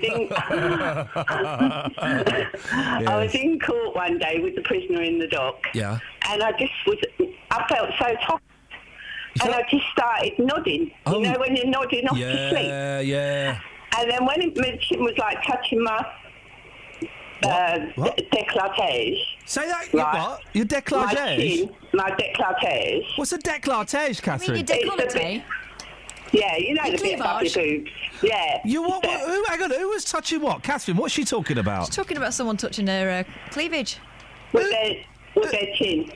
Who was touching what? The prisoner was touching your décolletage? No, my chin was where I was dozing off. Okay, right. This is the weirdest story and ever. when that happened, my head jumped back. You know, like when you're dozing? Yeah. Right, well, all of a sudden, the recorder that was taking down everything being said, she was looking at me and she was trying not to make it obvious, pointing, going, the judge is watching you. Right, but I was really tired enough. I was trying to keep myself awake, but he was sitting there listening to the case, trying to eat his own glasses. And off with the earpiece, you know, the bit that goes over the back of your ear? Oh, yeah. He put that in his mouth, then he put the other side in his mouth. And I started watching him, and I was still tired, but I had to go down because we had a dinner time break. No idea I what's went going down on. and had a sluice, mate, I tell you. Unbelievable. And you were working for the police force? No, I was working for the prisoner custody service. Outrageous, Chris. I'm glad you... And you don't work for them anymore. You got the sack, did you? No, I didn't. I resigned. Why? Why? Because you wanted they to told sleep. me, I got pulled into a meeting and told that I could not associate with anyone that had been in prison, and I have a couple of cousins. So I said,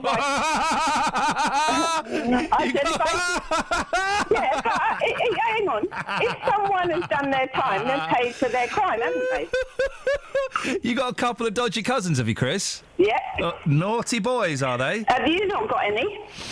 Have I got any family that's been inside? I have, actually, yeah. I got a dodgy uncle, yeah, but I don't see him. So I was told if I turned up at a party and they were there, Yeah. I wasn't allowed to stay. Isn't that funny? And I said, you don't own me, so you can shove your job Chris. where the sun don't shine. Oh, blimey. Here we go. Now we're getting the real Chris coming out. No, but the thing is, I did my job. Yeah, and fell asleep doing it. Only on this one. I didn't with the murderers. Still right with them. Okay, you're all right with the murderers, well. You got on with them. You got family, ain't you? They didn't. My family ain't murderers. They're just numpties. Chris, it's always good to talk to you. Luann's on the line. Morning, Luann. Hiya. By the way, that's a new phone in. What have your cousins done? 08459 455 555. What you got for us, Luann? Okay, falling off something. Yes. I fell off stage a bit more dramatically than what old MD did. Oh, yeah. I was in a metal dustbin during a school play. I had to hide out for a little while. Whoa. What play requires children to get in bins? It was called Tin Pan Alley. All right, fair enough. Oh, yeah. It was a gangster play, and I was playing one of the gangsters, and I had to hide in the bin because I was one of the smaller children at the time, and I could fit in the bin. I couldn't do it now. And to get me out of it, they had to roll it on its side, and I had to crawl out quite unceremoniously. And unfortunately, on the second night, they let go of it, and I rumbled down the middle of the stage, down the stage steps into the audience. Yes, and it was being filmed at the time, and all you can hear is me going, ow, ow, ow, ow. That would do it, Luann. It did hurt. But falling asleep as well. Yeah. I was caught having a nap at Luton Airport when I was on the booking desk. I had a late night one night, and then I had to go in for an early shift the next, and I was completely tired. Yes. And I just fell asleep. Yeah. And I was being knocked on the desk by the customer going, excuse me, I need to book in. Excuse me. Oh, flipping it! You see, you're quite a studious, hard-working woman, aren't you? I am now, but I wasn't then. Oh, you're a bit of a slacker. I was there, yeah. I was young before I got married, didn't have kids, didn't know what not having sleep actually meant. Yeah, exactly. Boy, oh boy, that's a lifestyle change. Thank you, Luann. You got any dodgy? You must have dodgy cousins. They're all from up north, aren't they? They're probably all car thieves. I can't possibly yes. Yeah. Not cars. But yeah. Some sailing close to the breeze, let's just say. Sailing close to the breeze. We should play this. This is quite a long one. One Hertfordshire village, he said, moving on swiftly, has a permanent bobby on the beat. He's not moved since the 1990s. He's a dummy. I'm not being rude about our police officers. He's actually a dummy. Our reporter Justin Dealey has gone to Widford to meet him and his owner Derek Goff this morning. Derek, we're here with Sergeant Dudford. He looks so realistic. I've seen it with my own eyes this morning. It's working. People see him and they slow down. He's got the hat, he's got the jacket, and more importantly, he's got that which looks like a real speed camera. Yeah, which we can adjust. And what I do, I sort of adjust him occasionally, and I drop his arm down, and then I leave it for about an hour, and I come out and put his arm up again. Yeah. And if it's a hot day, I change his cap for a baseball cap. Oh, do you now? Yes, yeah, do that. And he's also got sunglasses as well. You don't put him out every single day. In your kitchen, you have a diary as to when he's going out. Why don't you put him out every day? Well, if I put him out every day, it's people just think he's, well, what the hell's he doing there every day? Because they get used to him. Yeah. This is the old trouble. Yeah. And odd chaps who don't know about him, like that lady last week who took the photographs. She came up the hill. She said, I was shocked. I saw him. I stopped, and he pulled up where you are. And people have actually stopped to speak to him, to ask for directions. They think he's that real. Yes, that's true. They do. They stop and ask him. Unbelievable. What's been the worst accident here in the village that you can think of, that you can remember? Well, the worst one was David Scott's. My pal next door, he was hit about 4 times. Straight in, before that barrier was there. Straight into his house. And he had it all repaired. He said the aggravation, because all the plumbing went inside on the wall and everything. And then what? That car's just slowed down. Yeah, sorry, carry on. And then what happened then? We thought we'd better try and put a stop to it. So he got the dummy, and but he wasn't a practical bloke, so I sort of perfected him on the Barrett, so we could get him in and out quick. But what did actually happen? He just had this house repaired. That would take it completely down, shore up this corner of his house, and blown me down. Hadn't been done a couple of 3 days, and a chap came up the hill, smashed into his house, which had just been repaired, shot across the road, and wrecked the house across the road. Goodness me. Well, if you were to take this away, do you think the speed in this village would go straight back up again? People will be doing exactly what they wanted. It would. They would just... Well, this morning before you came, I can work him out who's coming through. There's one bloke comes through about bloody 70. It's a regular thing with him because he's early. And just lastly, what have you seen? Well, what's he seen? Obviously, speed is one thing, but what about other bad driving stories? Well, they've actually, on the hill, the actual postman, a few years ago, when he was out, they were chucking their mobile phones over their shoulders. As soon as they saw him, that was it? Yeah, nearly up there. Look, he wasn't sure. This bloke didn't signal. They were throwing the phones over their shoulders. I was saying them putting on makeup, eating their breakfast, using an electric razor. And that's all stopped as soon as they've seen Sergeant Dudford. That'll stop, yeah, they won't do it.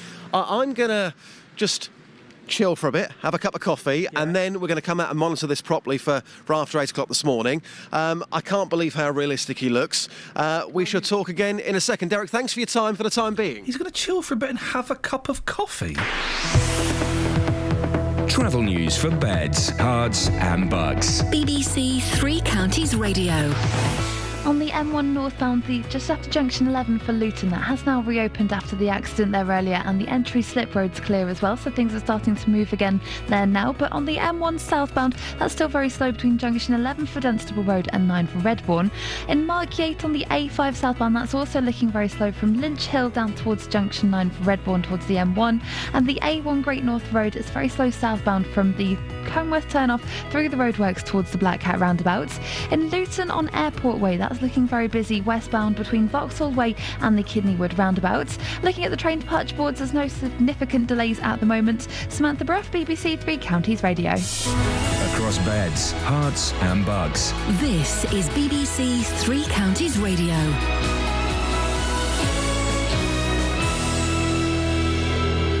It's 7:30. I'm Simon Oxley. A report on sexual abuse at Stoke Mandeville Hospital in Buckinghamshire by Jimmy Saville will be published this morning. The BBC understands the investigation found he assaulted more than 50 patients, staff and visitors there over more than 2 decades. The youngest of them was 8 years old. Councillors in Milton Keynes agreed a budget last night, but council tax is going up nearly 2%. There is still £22 million of savings, but changes were made which allowed opposition councillors to vote it through.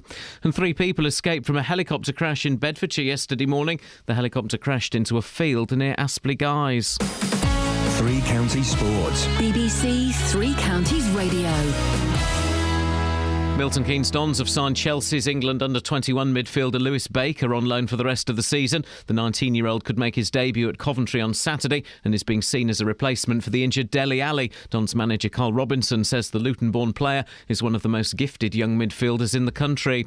Arsenal's Champions League hopes are hanging by a thread after a 3-1 home defeat by Monaco in the first leg of their last 16 tie. Here's manager Arsene Wenger. Mentally, we were not ready, sharp enough to get into this game, and we paid for it. And I think in the first 20 minutes was enough room to win the game. And after Monaco is a team is strong physically. I said that yesterday.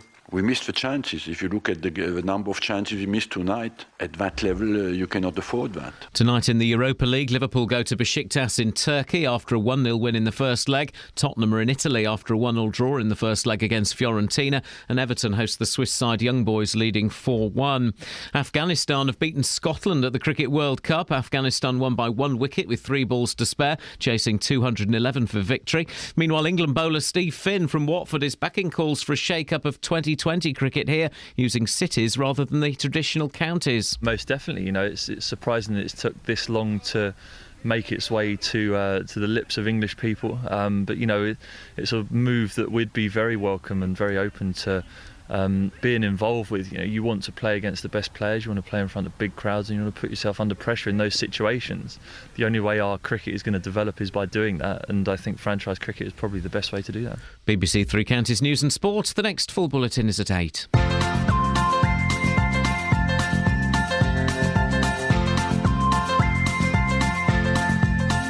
There's a voice that keeps on calling me down the road. It's where I'll always be.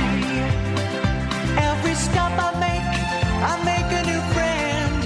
Can't stay for long, just turn around and I'm gone again. Maybe tomorrow I'll wanna settle down. Until tomorrow I'll just keep moving on. Down this road that never seems to end. When new adventure lies just around the bend. So if you wanna join me for a while, just grab your hat, come travel light, that's hobo style. Maybe tomorrow I'll wanna settle down. Until tomorrow, the whole world is my home. So if you wanna join me for a while, just grab your hat, come travel light, that's hobo style. Maybe tomorrow I'll wanna settle down. Until tomorrow, I'll just keep moving on.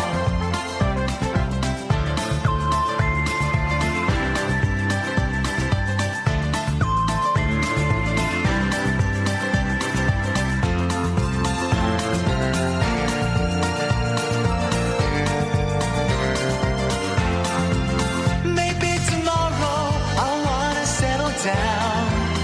Until tomorrow, I'll just keep moving on. There's a world that's waiting to unfold, a brand new tale no one has ever told. We've journeyed far, but it won't be long. We're almost there and we've paid our fare with a hobo song. Maybe tomorrow I'll wanna settle down. Until tomorrow I'll just keep moving on. So if you wanna join me for a while, just grab your hat, come travel light, that's hobo style. Maybe tomorrow I'll find what I call home. Until tomorrow, you know I'm free to roll. So, asking what have you fallen off of or out of because of Madonna falling off of her career. Have you ever fallen asleep anywhere? And there's this thing in the papers.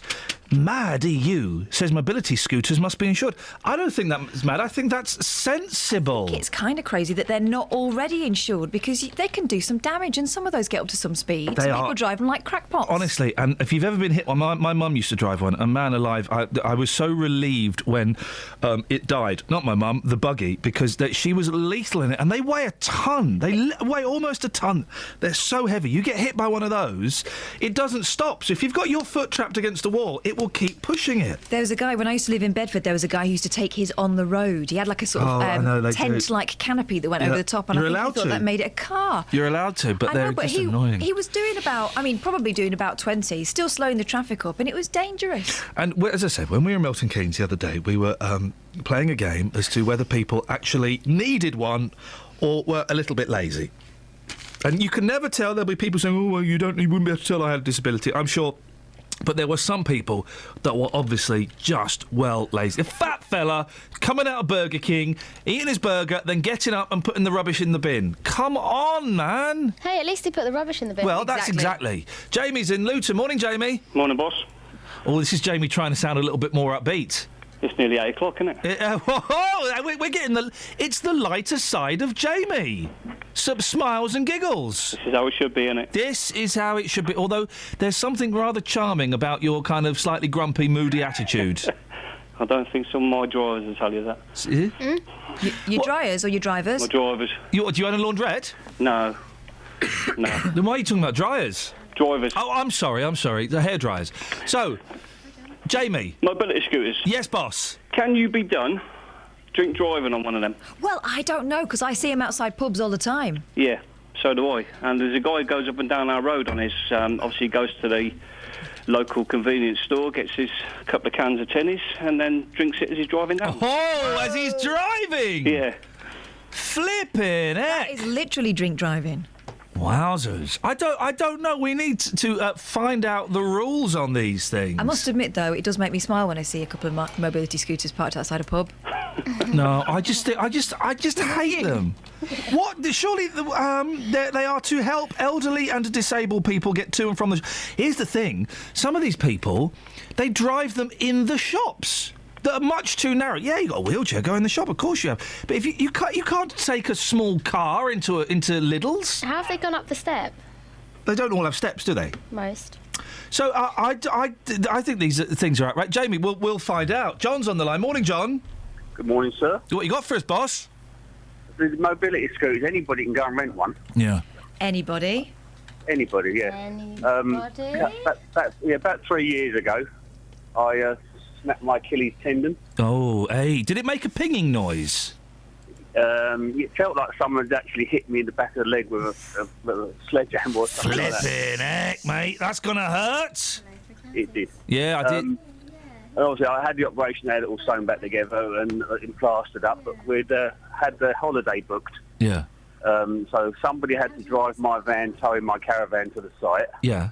And my wife, unbeknown to me, had rented a mobility scooter and they'd put it in the back of the transit. Oh, right, yeah. When we got there. I mean, I could walk on the crutches, yeah. Obviously long distances. They said, "Oh, well, you haven't got to walk up there." I said, "Why is that?" And they opened the door and there's this brand new mobility scooter. And they do jog on. They don't half shift. They go very, very fast, don't they? Well, at one point, it began the wife on it, and it was still doing probably 10, 15 mile an hour. But where were you on holiday? I'm guessing it wasn't somewhere, you weren't in Swanage or somewhere. You couldn't go look at castles and go up hills in one, could you? We were camped up or caravanned in Thetford, but we went over to, up the other side of Yarmouth direction. Yeah. Can't remember the name of the place now, but it was fair distance of concrete, breakwater and stuff like that. So did you ever drive one while you were drunk? No. You were? I didn't. No.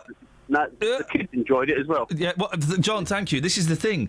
The kids love these things. They're like go-karts. My boys always drive my mum's electric wheelchair. Not quite the same thing. Who we got? Who's this on Fader 3? Danny in Luton. Morning, Danny. Good morning, mate. How are you? I'm all right, fella. What you got for us? I don't know about being drunk in charge of a mobility scooter, but when I was about 22, I got done for being drunk in charge of a wheelchair. Oh, ladies and gentlemen, have you ever been drunk in charge of a vehicle that isn't a car or a motorbike? What happened? Well, actually, I wasn't in the wheelchair. I was pushing it along for someone who was disabled, and I took them down to the pub. We both got drunk, and they took him in the back of the car back to his place that he was staying, and I got taken down to the police station and spent the night in the cell. Hang on, because you were pushing the wheelchair? Yeah, I was in charge of it. Well, what? No. There's got to be more to it than you just pushing a wheelchair while you were drunk. What were you doing, Danny? Okay, I mean, we might have been in the road, weaving around a little bit, but... were you doing popping wheelies and stuff? I can't remember everything, but yeah. Wow, you were drunk. My favourite thing when I push my mum in a wheelchair is when we're going downhill is I let go and start walking beside her. And she goes, well, who's pushing the wheelchair? Oh, blimey! It terrifies her. Danny, thank you very much. Done drunk for pushing a wheelchair. Mike's in Bedford. Morning, Mike. Ian, there is a wonderful government page about the subject you're talking about. I love wonderful government pages. Go on. But I'll go to section 6. Please do. And it says, if you aren't disabled, you can only drive a mobility scooter or powered wheelchair if you are demonstrating the vehicle for sale, training a disabled user, or taking the vehicle to and from maintenance. Oh, that's an actual law, is it? Well, it's on the government UK Now, page. what does that... Mike, is that in reference to... Because some of these are provided by the wonderful occupational health and the NHS, and some you can just go in a shop and rent them or buy them. Does this apply across the board or to NHS-supplied ones? There's 3 classes of these scooters. I mean, I know a little bit about them. There's 3 classes of scooters. Yeah. But this one doesn't mention any class of scooter. It just says if you're not disabled, you shouldn't be using it. So what about the lazy fat people we saw that were just using them because they were lazy? So they're already breaking the rules. Oh, yeah. How come you know so much about these, Mike? Well, my mother used to have one. Yep. She's passed away recently, and I've still got to get rid of it. Don't get rid of it. Just put a cast on your leg and be lazy. And if you're driving on the road, Ian... Yes? Be careful if you... tempted to, you've got to have a flashing amber light to the rear, because you're a slow-moving vehicle. That's also in the regulation. These things, do you know what? It does surprise... my mum, when she drove one, she was awful and she shouldn't have been driving it, OK? What was your mum like as a driver? My mum was pretty steady. Sure? She was careful. Yeah. She only drove, the routes she knew. Yeah. And she never took it in shops. Or anything like that. She'd take it to the shop and then get out. Or she'd use a trolley to steady herself in the shop. Oh, bless her. But no, there are some rules and regulations. There is a government page, but I don't think anybody knows about them. Mike, listen, I'm sorry for the loss of your mum, but thanks very much for sharing your story about her. She sounds like she was a good woman and a good driver on those things, unlike my mother, who was flipping awful. Gary's in London. Morning, Gary. Morning, boss. You all right? I'm all right, fella. I'm going to Coventry today, and, the suggestions we've had so far, go to the Transport Museum or go to BBC Coventry and Warwickshire. None of those things are going to happen. Could go to Leamington Spa nearby. That's quite nice. Well, yeah, you can't say that. What's the recommendation of going to one place? I'll go to somewhere near it. You can't do that. Well... I've never been to Coventry. I can't talk from experience. But one of them, someone has suggested I pretend to be a horse and Kath strips off and rides me. Interesting. Is that a Lady Godiva reference? No. That's quite interesting. Anyway, Gary, you've fallen over. Yeah, I went to a comedy gig, an evening of light entertainment. Oh, yeah. And the comics aren't important. One of them was called, what was his name? Iain. I know this. You came to see me do something and you fell over. Yeah. And with the greatest of respect, Gary, you are a big man. Thank you very much. Remind me what happened. You were carrying drinks back from the bar or something, weren't you? I know. I think I was on the way to the loo, and they had those little, you get little puffies at things. There's little things that you sit on if you're late and you can't get a proper chair. The puffy or the puff, yes. Yeah, indeed. And I couldn't sit because it was dark, so I thought I was walking in a direct line to the loo, and actually there was something in my way, and I fell over. One of the comics, I forget his name, I think it was Iain, mentioned it in fact. Blimey, there you go, you see. Well, this is the thing. If you ever go and see stand-up comedy, don't move. Don't sit still. Even if you have to wet yourself, sit still until the interval. And we sat in the front row, and every one of the comics picked on us because we were in the front row. Ladies and gentlemen, I think many lessons can be learnt from that last call. Thank you, Gary. Travel news for beds, cards and bugs. BBC Three Counties Radio. On the A1 Great North Road southbound from the St Neots Junction towards the Black Cat roundabout. There are the roadworks through that stretch, making it very slow. In Watford on Exchange Road, that's looking very busy on the speed sensors around Beach and Grove. And looking at the motorways, the M25 anti-clockwise has queues between junction 18 for Chorleywood and 15 for the M4. There are also delays on the M1 southbound between junction 11 for Dunstable Road and 9 for Redbourne. And the A1M southbound's very slow from junction 8 for Hitchin towards junction 7 for Stevenage. Looking at the train departure boards, there are no major delays showing up at the moment. Samantha Bruff, BBC Three Counties Thank Radio. you, Sammy. Got a good message on my Facebook page from Alan about mobility scooters. We'll come to that in a second. 7:46, it's Thursday, the 26th of February. I'm Iain Lee. These are your headlines on BBC Three Counties Radio. A report on Jimmy Savile's history of sex abuse at Stoke Mandeville Hospital in Buckinghamshire will be published this morning.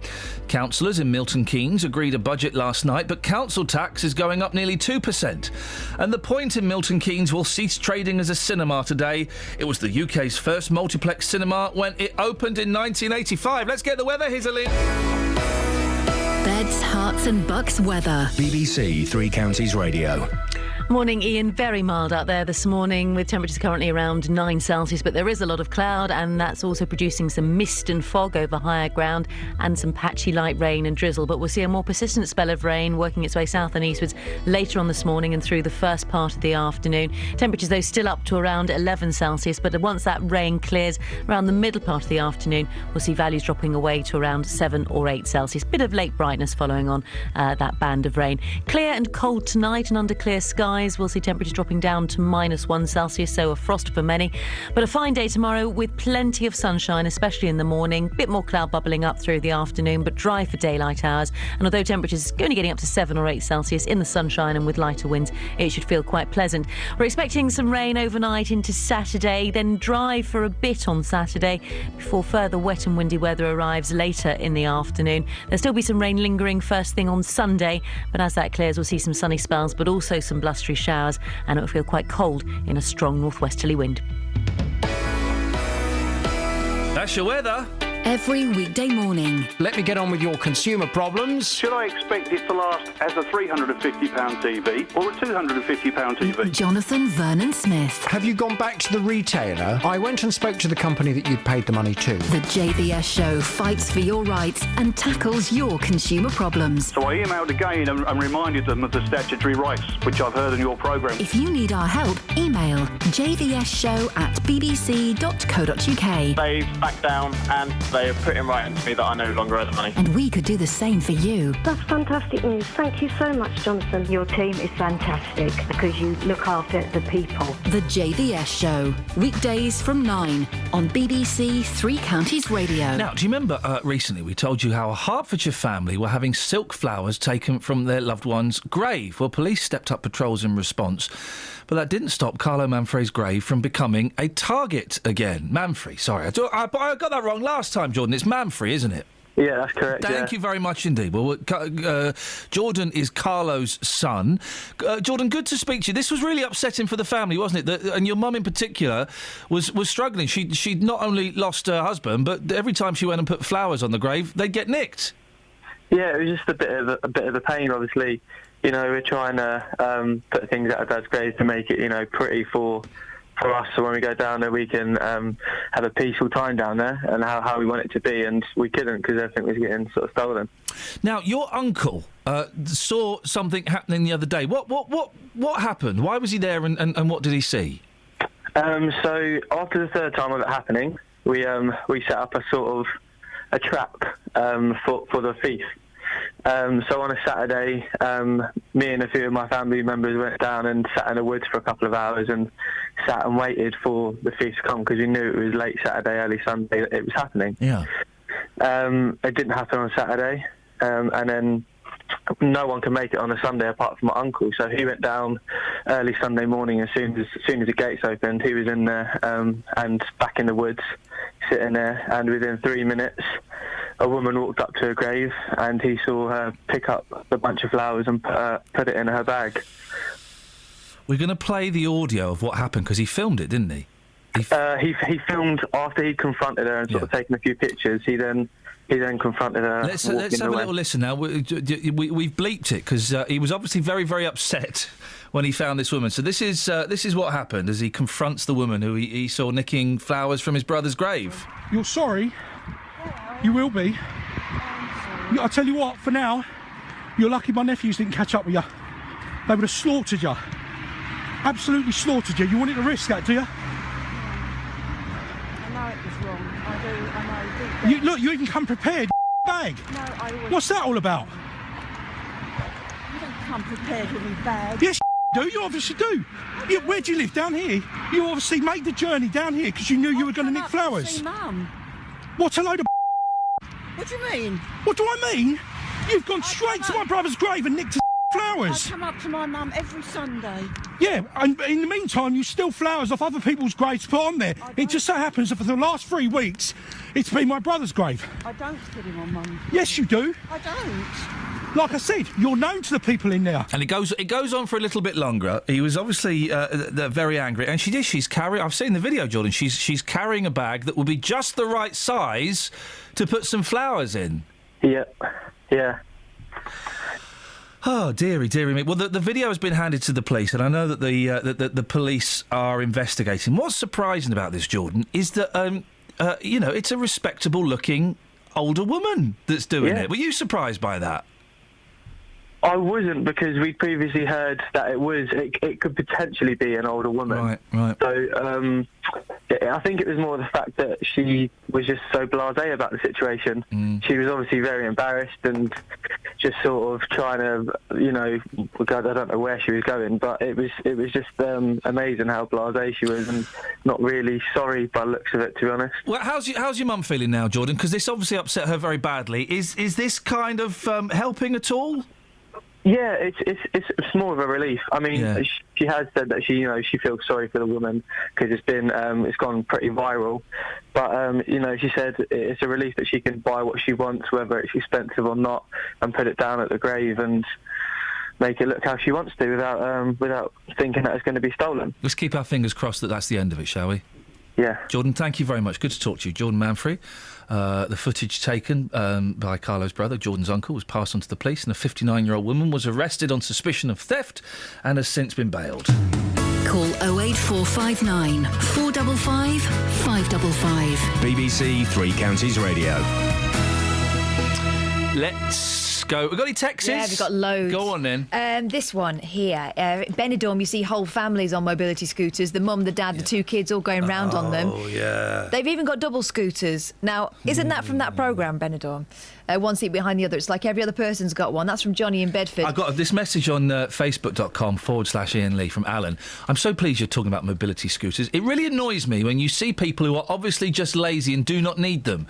I was in a shop in Milton Keynes yesterday, brackets, pound stretcher. And although I cannot be 100% sure, a woman with a child looked perfectly able to walk, had one and was driving down the aisles. I also saw two women outside Asda in Milton Keynes who were very fat, each were on a mobility scooter, and the sad thing was they had a child with them who was also, unfortunately, very obese.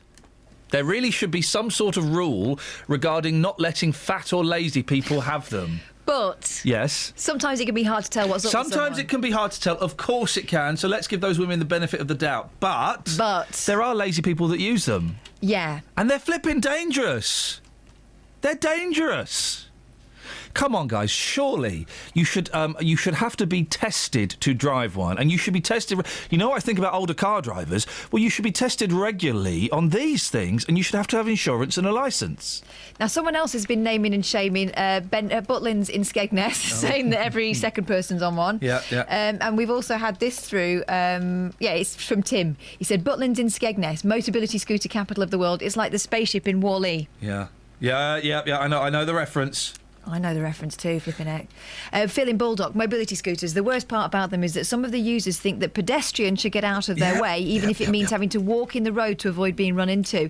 Never mind a driving test to use one. You should be made to take an IQ test. Phil in Baldock. Graham is in Milton Keynes talking about Coventry. Morning, Graham. Morning, Ian. We're off. Kath and I are off to Coventry today, and the best suggestion we've had for things to do there is to go to Leamington Spa. Well, It's not a bad idea, really. There's not a lot in Coventry, but what there is, Ian, is Spon Street. Is what? Hitler missed with the bombs. It's a medieval street. Oh. Beautiful. There's a street that Hitler didn't hit. That's right. And yeah. what's in there then? It's just all medieval buildings. Oh. I like that. You won't. Well, you go. So what, is the rest of it all kind of sort of 1960s and 70s prefab when then? it's all the redevelopment, yeah. But honestly, Ian, it's beautiful. That one street? It's not very big, yeah, but it's beautiful. Won't take long then. Graham, are there any record shops or anything like that there? You know what, Ian, I ain't got a clue. But I remember, I phoned up a while ago about 1 million sales for records. Oh, yeah. And then you started to buy on Friday. Yeah. You're not getting any credit for it. I'm taking full credit for it, Graham. No, you're very kind. Thank you. I do remember that call. And yes, every Friday, all the music that we play comes from records. I've got some beauties on the way. I hope they arrive in time. We've had this message through. Do you remember yesterday? Of course you remember yesterday. Well, vaguely. We went to Ampthill for lunch, business lunch. Oh, yeah. And we took my daughter. Yeah. For entertainment. Yeah. She's a massive distraction, actually. She We was shouldn't take her, should we? She's a right pain. Anyway, Gary is the guy who insulted you in Waitrose car park. Do you remember? Oh, yeah. Some guy. We're walking through Waitrose car park, and this guy comes up to me and says, my wife doesn't like you. My wife hates you. Oh, flipping heck! He was on the phone to her at the time. You were really gracious about it, and you shook his hand. Do you remember?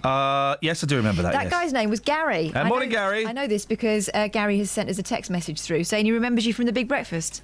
Wasn't me, Gary. Anyway, he thought I you were did really rise. good. Did you do something in a teenager's bedroom with a computer game?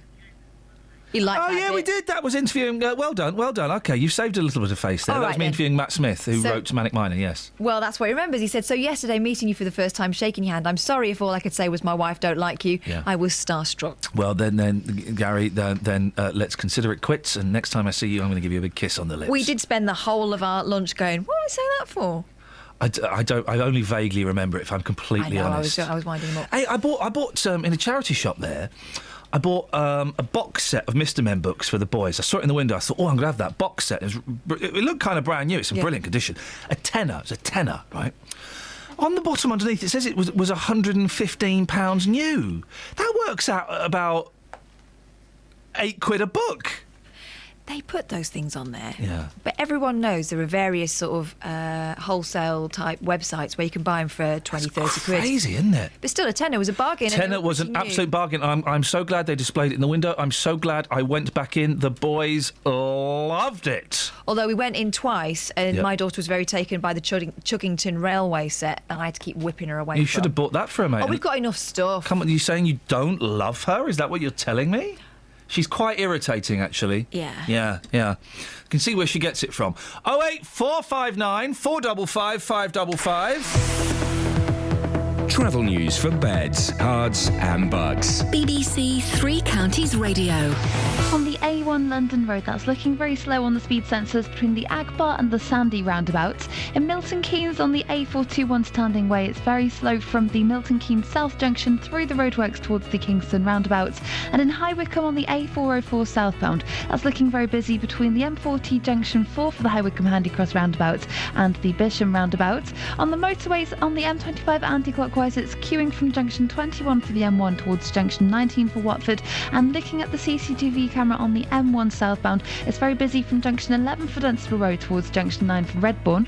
On the train departure boards, no major delays showing up at the moment. Samantha Bruff, BBC Three Counties Radio.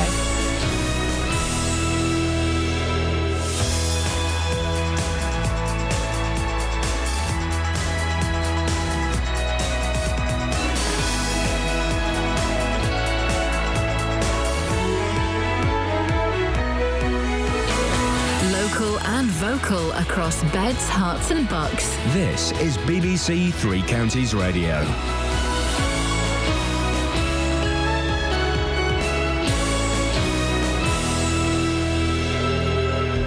It's 8 o'clock. I'm Simon Oxley. The headlines report published this morning into Savile abuse at Stoke Mandeville, council tax going up in Milton Keynes, and iconic cinema closing down after 30 years. BBC Three Counties Radio. A report on sexual abuse at Stoke Mandeville Hospital in Buckinghamshire by Jimmy Savile will be published this morning. The BBC understands the investigation found he assaulted more than 50 patients, staff and visitors there over more than 2 decades. The youngest of them was 8 years old. Chris McFarlane was the hospital's director of nursing for 9 years. How could we have allowed him to sit with our patients in the spinal unit, some of whom were paralysed from the neck down, sit with them without anybody bothering to ask what he was doing? The report into Stoke Mandeville will also say that there were warnings about Savile's behaviour. Liz Dux is a lawyer for some of his victims. It will be a disgrace if the report into Stoke Mandeville reaches the same findings as it did in Leeds, that there was no accountability or knowledge within the senior management of the hospital, because we have direct evidence that senior members of staff did know. The report will be published at 9:30 this morning. Buckinghamshire Healthcare NHS Trust, which oversees Stoke Mandeville, says it will respond later. Councillors in Milton Keynes agreed a budget last night, but council tax is going up nearly 2%. There are still £22 million of savings, but changes were made which allowed opposition councillors to vote it through. These include reversing plans for bus service cuts, closing homeless hostels and reducing the parking discount for city centre workers. Conservative group leader Edith Bald rejects Labour claims that central government is to blame. Councils over, 20 years, longer, forever actually, have been reliant on sort of money coming from the government. It's sort of almost been a handout. Changing the mindset and thinking like a business is something which is still quite new to councils, and I think they've got some way to go. 3 people escaped from a helicopter crash in Bedfordshire yesterday morning. The helicopter crashed into a field near Aspley Guys just before 11 o'clock. The 3 people were able to continue their journey by road. A 59-year-old woman has been released on police bail, having been arrested on suspicion of theft from a cemetery in Watford. It followed reports that flowers had been taken from a number of graves in North Western Avenue. One of the most iconic buildings in Milton Keynes will cease trading as a cinema today. The Point was the UK's first multiplex cinema when it opened in 1985. More from Lee Agnew. The red pyramid of the Point stood out for miles across the Milton Keynes skyline and revolutionised cinemas into the American-style multiplexes we know today. But after 3 decades, its owners Hammerson have decided the cost of refurbishment is too high and have been granted permission to pull down the building. The land will now be used for retail, while a new 11-screen IMAX cinema is being opened near the Stadium MK. In sport, Milton Keynes Dons have signed Chelsea's England under-21 midfielder Lewis Baker on loan for the rest of the season, and Arsenal's Champions League hopes are hanging by a thread after a 3-1 home defeat by Monaco. The weather cloudy and mild this morning, further outbreaks of rain, clearing later this afternoon, a maximum temperature 11 degrees Celsius, and you can get the latest news and sport online at bbc.co.uk/3 counties.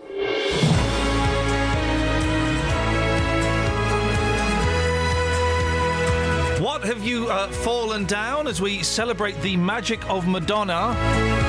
Ever fallen asleep when you shouldn't have?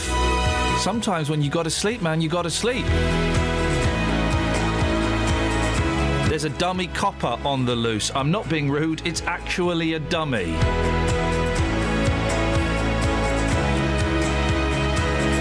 Isn't it time we insured people who drive in those electric scooters and buggies and things? Not everybody should be driving one. Oh, and a bit of Jimmy Savile as well. 08459 455 555. Across beds, hearts and bucks. This is BBC Three Counties Radio. We're also finding out what's nice about Coventry, and so far all we've got is one tiny street that Hitler didn't bomb and Leamington Spa. That's all we've got. Nothing else. That might be it. That might well be it. It strikes me as the kind of place that will have a Wimpy. Yeah. Stuck in the 1970s. Or a Wendy's. A Wimpy or a Wendy's. I love a big bender in a bun. I I would like to try one of those. Yeah. Have we got any texts before we crack on with Tom? Yeah, and I knew we'd get one of these. Yep. I knew we'd get one because people don't hear everything. Oh, yeah. Peter says, I cannot believe the BBC is broadcasting so many prejudiced assumptions just because a person's disability isn't obvious. It's disgraceful. We're not. We've been saying that you can never really tell, and that there might be some people who look like they don't need one of those, but actually they do. But you cannot deny, dear texter, that there are some people who use them because they are lazy. Pat says, hi Iain, being as we're getting on so well lately, I have a bit of advice for you. Yes, buddy. If you're sent to Coventry, no one will speak to you. All right, Pat.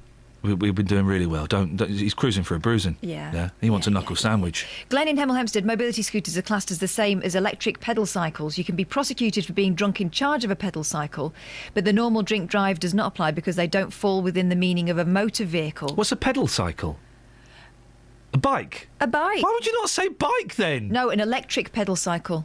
What's that then? You can get some that you can G up with the pedals and then ring. Yeah. Wowzers. That sounds exciting. Yeah, quite good. Yeah, OK. Well, I'll get one. Am I allowed to be drunk on it? Forget it. 08459 455 555 is the phone number. Now, the long-awaited report into the abuses carried out by Jimmy Savile at Stoke Mandeville Hospital in Aylesbury will be published this morning. It's already known he assaulted patients at 28 other hospitals. There'll also be an independent report by Kate Lampard on the lessons learned. Oh, man, how I hate that phrase. The lessons learnt from Savile's activities in the NHS. Basically, this report today is, it's going to be pretty damning, I think. Let's speak to Tom Perry from Amersham, who is calling for mandatory reporting of suspected and known child abuse in regulated settings under the banner mandate. Now, Tom, good to talk to you again. Good morning, Ian. I hate this phrase. Lessons have been learned. Lessons will be learned. Will these reports actually have any impact, do we think? Well, I agree with you and with that piece of phraseology, which I find frankly vomit-inducing. But we will have to wait and see. If the narrative within the report or the conclusion is that everything is different now, then frankly we're being sold a pup, because it isn't. And as you know, we have done a review of Stoke Mandeville's child protection policy, which is wanting in a very big way. The legislation underneath that supports child protection in this country hasn't changed for 65 years. And the only thing that we had where Mr. Savile was operating at his height was a professional expectation that people would report. Well, that's still the same today. So bottom line is, nothing has actually changed on which child protection today is grounded. So if we're told everything is different today, then we're in trouble. That's the worry, isn't it? Because, I mean, and we're both second-guessing it slightly, but there is always that fear that, well, it was a different culture in the 70s and 80s, and Savile was unique. Well, we know he wasn't at that hospital because of the doctor that got done recently. It couldn't happen today. If it says that, then that doesn't achieve anything, does it? Well, then I'm afraid we're in trouble, and it's at that point that we need to start speaking to the chief executive of the trust, who has statutory responsibility for safeguarding. I have to say, look, I don't want to sort of be finger-pointing, because actually what's happening is that all these institutions, all these regulated activities, are being failed by the legislative framework, which is so undemanding.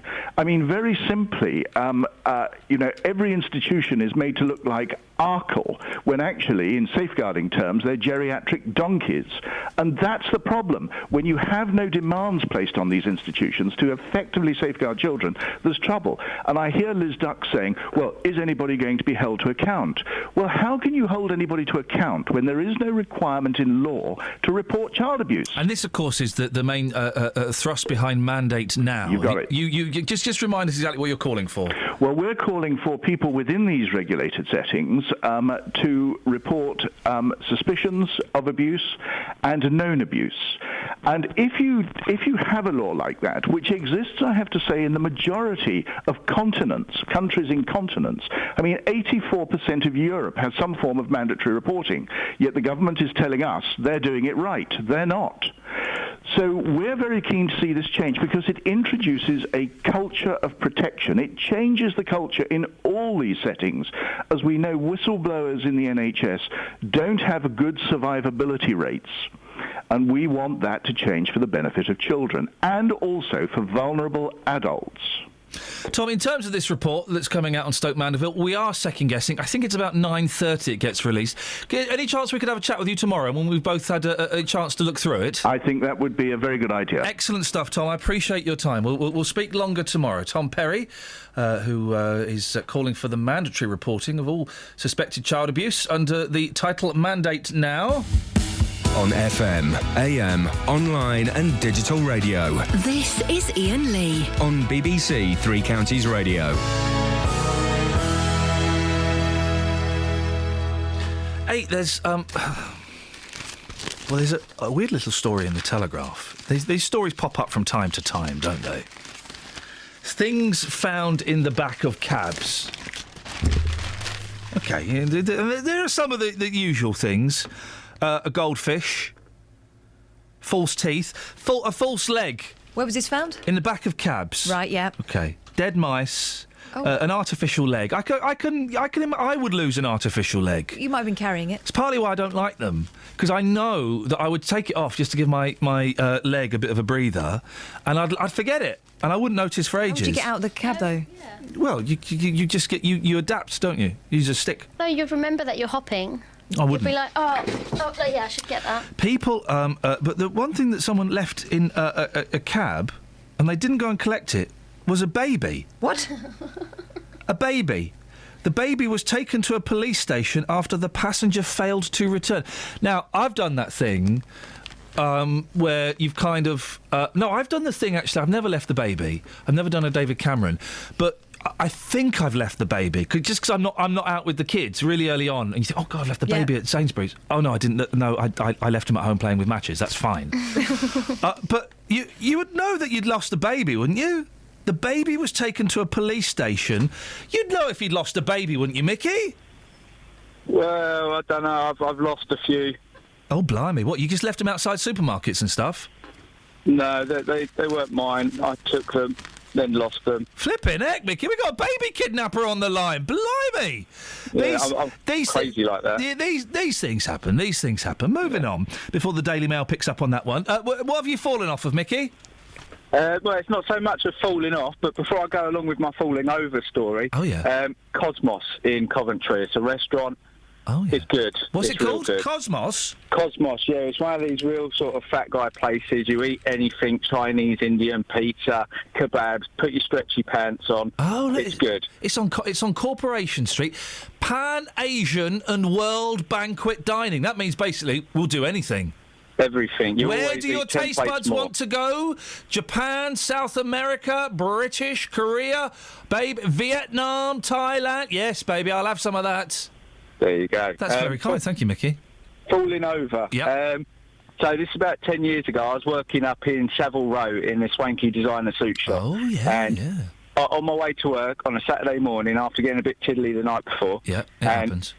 There was a high curb going through Central on my way to work, and I've gone to step up, and my new loafers kicked the curb, and I've stumbled forwards and gone into a karate roll and landed back on my feet wearing like a 3/4 length long jacket, and everyone looked at me, and I just sort of shrugged it off and walked all in one swift movement. Wow, like they from the thought you were Matrix. like a ninja stylie. That's it, Matrix Ninja. That Could you do that on demand, Mickey, or is it just one of those fluky things that happened and will never happen again? Not in a million chances. Mickey, thank you very much indeed. I'm reminded of when I discovered... Is it Free Cycle where you give stuff away? Yeah. I discovered Free Cycle, and I lived in a flat, first floor flat, and I took great delight in either giving stuff away on Free Cycle and watching the weirdos that came to me. There was one woman, right? Big fat old woman, right? And I was giving away, bizarrely... What was it I was giving away? Oh, I was giving away... Exercise bike? No, a colour portable television and a commode. Oh. I know. What? A big commode, not a wooden one, a plastic one. Were they to be used together? Well, whatever, right? And this woman turned up. So I lived in Muswell Hill in North London. And she turned up, she said, I've come for the TV and the commode. I went, oh, OK, where's your car? Oh, no, I got the bus from Tottenham. That's a journey of about 45 minutes. And I said, right, are you going to take both these back on the bus? She went, yeah, I'm going to take them on the bus. I said, there's no way you're going to be able to carry it was a commode you had to lift. It was a big chair, big heavy metal chair. You're never going to be able to lift that up and she was put it in a plastic bag. So we tried and she anyway, we worked out a deal where she'd come back the next day. Did she, though? Yeah, she did come back. Yeah, she was lovely. Absolutely delightful lady. So I would watch these people come up my pathway, or I would leave stuff at the end of the path with a sign saying, take me. You just watch the people that took them. Fascinating. Anyway, I was giving away loads of computer equipment, old computers like BBC Micro and stuff like that. And I was looking out the window, and they're always big, these people. Big lad. Nice fella, but a really big fella. Could see him coming in. He brought like a shopping trolley with him to collect it, to put it all in. Yeah. Sensible. He'd been thinking ahead, unlike the commode woman. Like a granny one or a shopping trolley. And I saw him crossing the road, and I thought, this is my fella. I can tell. You can just tell. And he came to the curb. And he obviously didn't see the curb, and he just went flat down. And he was holding the shopping trolley. He had something in his other hand, so he didn't have time to put his hands out. So he went face first onto the pavement. So you rushed out to help him? No, I didn't. I couldn't stop laughing. I could not stop laughing at this poor fella. And when he came to the front door, neither of us said anything. Yet we both knew what had happened. Travel news for beds, cards and bugs. BBC Three Counties Radio.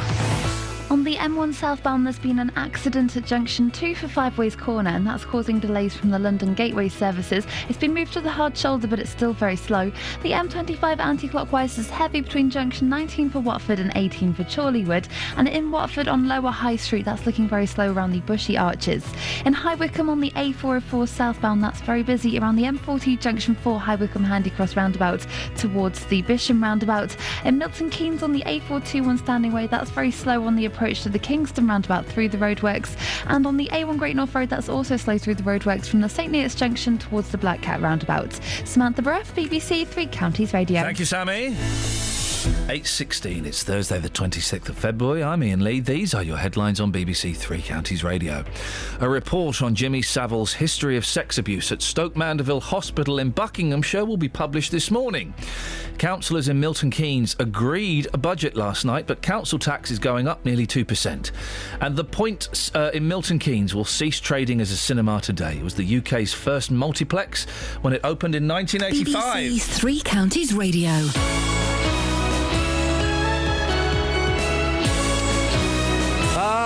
Fond memories of driving past the Point Cinema once and going, oh, it look horrible.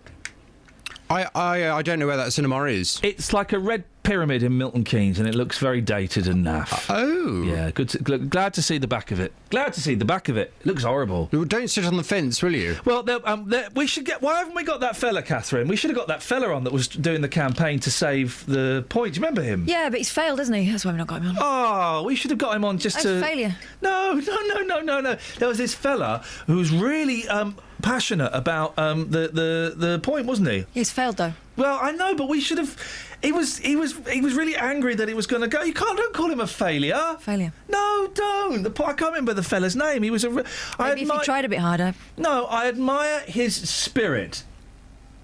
He really was right behind that. And I wonder what he's going to do with his life now. That would be what we'd ask him. What are you going to do with your life now? Now that the main reason for existing is gone. But he's devastated. Poor fella. Really, you got to respect people like that. You have, yes, people who fight. Really fight for what they think is right. He's in many ways, exactly, in many ways, he's like you. You're right to point at yourself like that. In many ways, he's like you. That's what you do. You fight for what you think is right. You've got another barbecue shirt on, haven't you? I'm really hoping I get a sniff of even what town you live in. I thought you were going to answer a sniff of my barbecue. I'd love to sniff your sausage. What? Oh, do you know I love a smell of barbecue? Well, this would be... I've not ever eaten meat on a barbecue. What? Well, I'm not even a year of meat eating yet. Oh, gosh, yes, so of course. There's still all these new things. Oh, it's lovely. It's the smell of summer, really, isn't it? When you smell your neighbours having a barbecue and you think, oh, it'd be nice, wouldn't it? I'd always have veggie burgers. Oh, for goodness how ridiculous. sakes, well, never mind. This year, treat yourself. Well, thank you. What county do you live in? I'm not telling you. Unbelievable. I'm not telling you. What's on your show this morning, mate? Coming up on this morning's Big Phone In from 9, what should happen to those who knew about Savile but did nothing to stop him? Oh, yeah. This morning, a report will reveal more about the sexual abuse committed by Jimmy Savile at Stoke Mandeville Hospital in Buckinghamshire. The BBC understands this report will reveal Savile assaulted more than 50 patients, staff and visitors over a period of 20 years. His youngest victim was just 8 years old. Lawyer Liz Dux, who represents 44 of Savile's victims, has told the BBC it would be a disgrace if senior management escaped the blame. Well, from 9 this morning, I'd like your reaction to this. What should happen to those who knew about Savile but did nothing to stop him? I'd like your reaction on 08459 455 555 from 9. Two of Britain's most senior parliamentarians have vigorously denied any wrongdoing. The biggest news stories mean different things to different people. HSBC has described 2014 as a challenging year after reporting a 17% drop in its annual profits. To us, the biggest stories are what's happening right here in Beds, Herts and Bucks. A cancer charity based in Stevenage says they won't give up even though £5,000 worth of stock was stolen. My little collection tins, that's all gone. Every day, we bring you the things that matter most to you. With news bulletins throughout the day. A memorial outside Luton Police Station for Leon Briggs could be removed. In-depth discussions. She's proved to the nation that she's actually a human being. She's not an automaton. And online at bbc.co.uk/3 counties. Local news. When and where it happens. BBC Three Counties Radio. 08459 455 555. Now, there is a copper on permanent patrol in one Hertfordshire village. I say patrol, he's not. I say copper, he's not. So basically, that first sentence is pretty much a lie. But it's a shop dummy dressed up as a police officer, and it seems he's doing a pretty good job of keeping traffic down to 30 miles per hour. Well, we sent Justin Dealey to Whitford to meet him and his owner, Mr. Derek Goff, this morning. Right, here we have a car coming down the road. He's turning in. And he has clocked that policeman and he has slowed right down. Look at that long stare towards your mannequin. Here comes somebody else who's slowed right down. People think he's real, don't they? They do. They think he's real. I mean, it's absolutely unbelievable because I wasn't quite sure what to expect, but every single vehicle coming down this road from a distance when they're driving, if they don't know the area, they think that's a policeman and they slow right down. Oh, yeah, absolutely. 100%. But the sort of locals get used to him, you know. Yeah. But the people who come from... This is the main motorway now to London. They bypass all the main roads and they come down on this road, 2000. Here comes one more vehicle. Let's just see this one. OK, let's just stand back from the road so he can't see us. OK, here we have a car coming down now. OK, and there we go. There is the stare, and there is the slowdown. Yeah, he stopped. Yeah, he has. Here comes a van. Somebody might not know this area, could be working locally. Yeah. Look at that. He's slowed down to about 15 miles an hour. Yeah. Well, it's unbelievable. It's crazy. What would you say to anybody, and there could be motoring experts listening to this, who say something like this is a bit of a distraction? They could say that. What would you argue? I would say absolute rubbish. Why? Well, he's in a uniform. Mm-hmm. He's not a real police officer, but they think he is. So in their mind, they build up a picture of a policeman with a camera. So it's not a distraction because it looks so realistic. That's it. OK, well, I've seen for myself this morning that this is having an impact. Yeah. There goes another one, and he's slowed down for the mannequin. OK, we'll leave it there. Thank you very much indeed, sir. Take care. Are you off? I'm off then. Are you off? Yes, I'm off. Excellent stuff, Justin. Thank you. We can speak now to Brian Gregory, who's from the Alliance of British Drivers. Sounds like a good idea, doesn't it, Brian? Well, I think actually the respondent you were talking to, it's a nail on the head when he said that the problem is that road is now the main road into London. Surely we should be trying to free up capacity on the other roads so there isn't as much traffic going through a village, which presumably isn't designed for it. Yeah. But the cars are going through, and we all know that cars use rat runs and try and do shortcuts and things like that. And if they're going too fast, if this is slowing cars down, then that's got to be great news, hasn't it? Well, it depends if you're slowing them down in the right place. It may well be. I mean, I haven't seen that location, but I mean, the main danger with road accidents isn't speed; it's inattention. 95% of road accidents are not precipitated by excessive speed. So what you want is to get drivers to pay attention, and then they'll adjust their speed accordingly. That's, of course, assuming that the speed limit's been set sensibly. Well, yeah, and we can have this argument about whether speed limits are sensible and stuff, but they are there. We do have to obey them. Trust me, boy, have I found out the hard way we have to obey them. Yeah, but we should be lobbying for them to be set in a scientific and rigorous manner, not in an arbitrary way that criminalises a large proportion of road users. Well, I suppose that's one argument, Brian, but a dummy... No, that's the central argument, because if you want the roads to be safest, that's what you've got to do. OK, but in this section where there is a dummy dressed up as a copper, no one could argue with that, could they? Well, in that location, it sounds like the sight lines are good, yeah. So you can see him from a fair distance. But if, for example, that was plonked on the apex of a bend on the blind side, then that could certainly cause somebody to slam the brakes on mid-bend and lose control of the car. Well, well-documented accidents of those sort of things happening with... Well, someone's going too fast then, aren't they? Mobile enforcement. If someone's sorts of other road users. Yeah.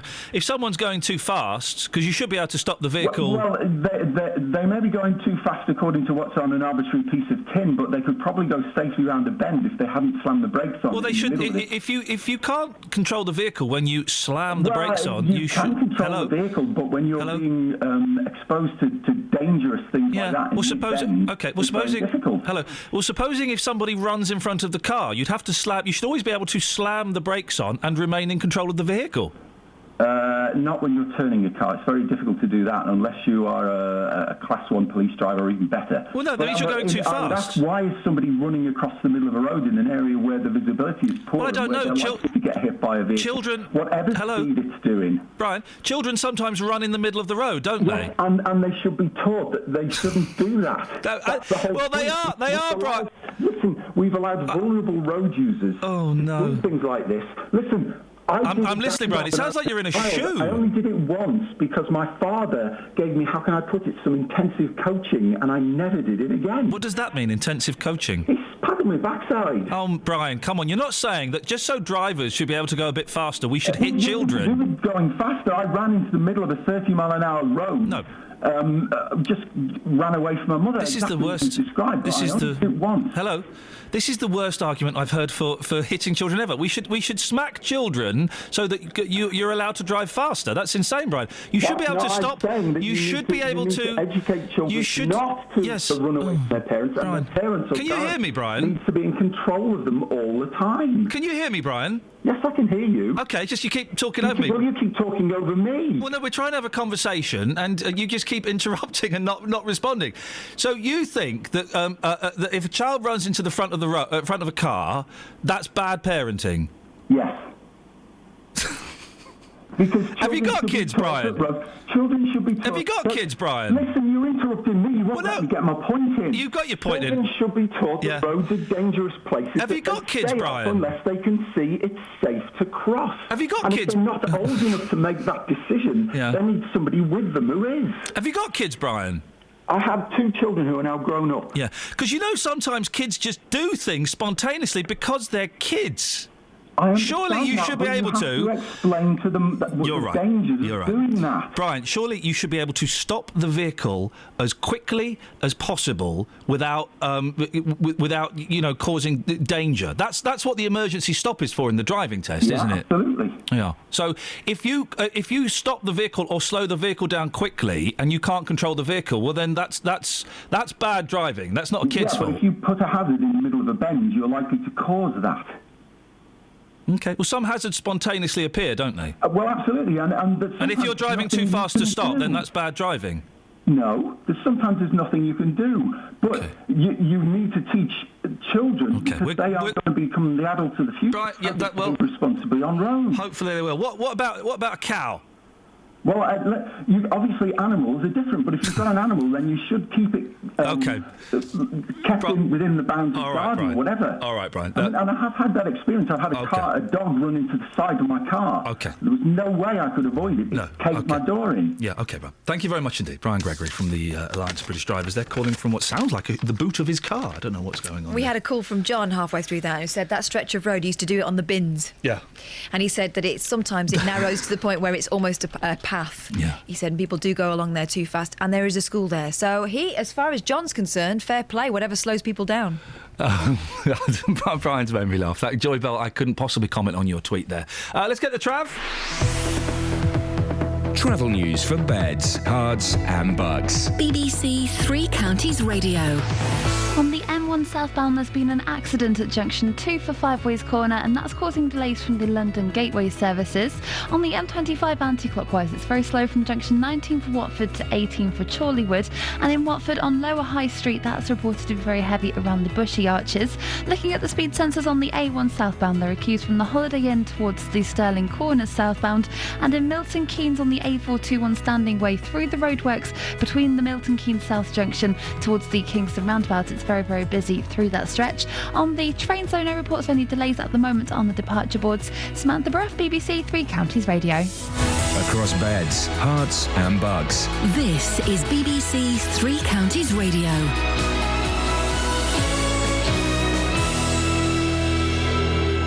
It's 8:30, I'm Simon Oxley. A report on sexual abuse at Stoke Mandeville Hospital in Buckinghamshire by Jimmy Savile will be published this morning. Savile was a major fundraiser and regular visitor to Stoke Mandeville for more than 20 years. The BBC understands the investigation will say there were warnings about his behaviour.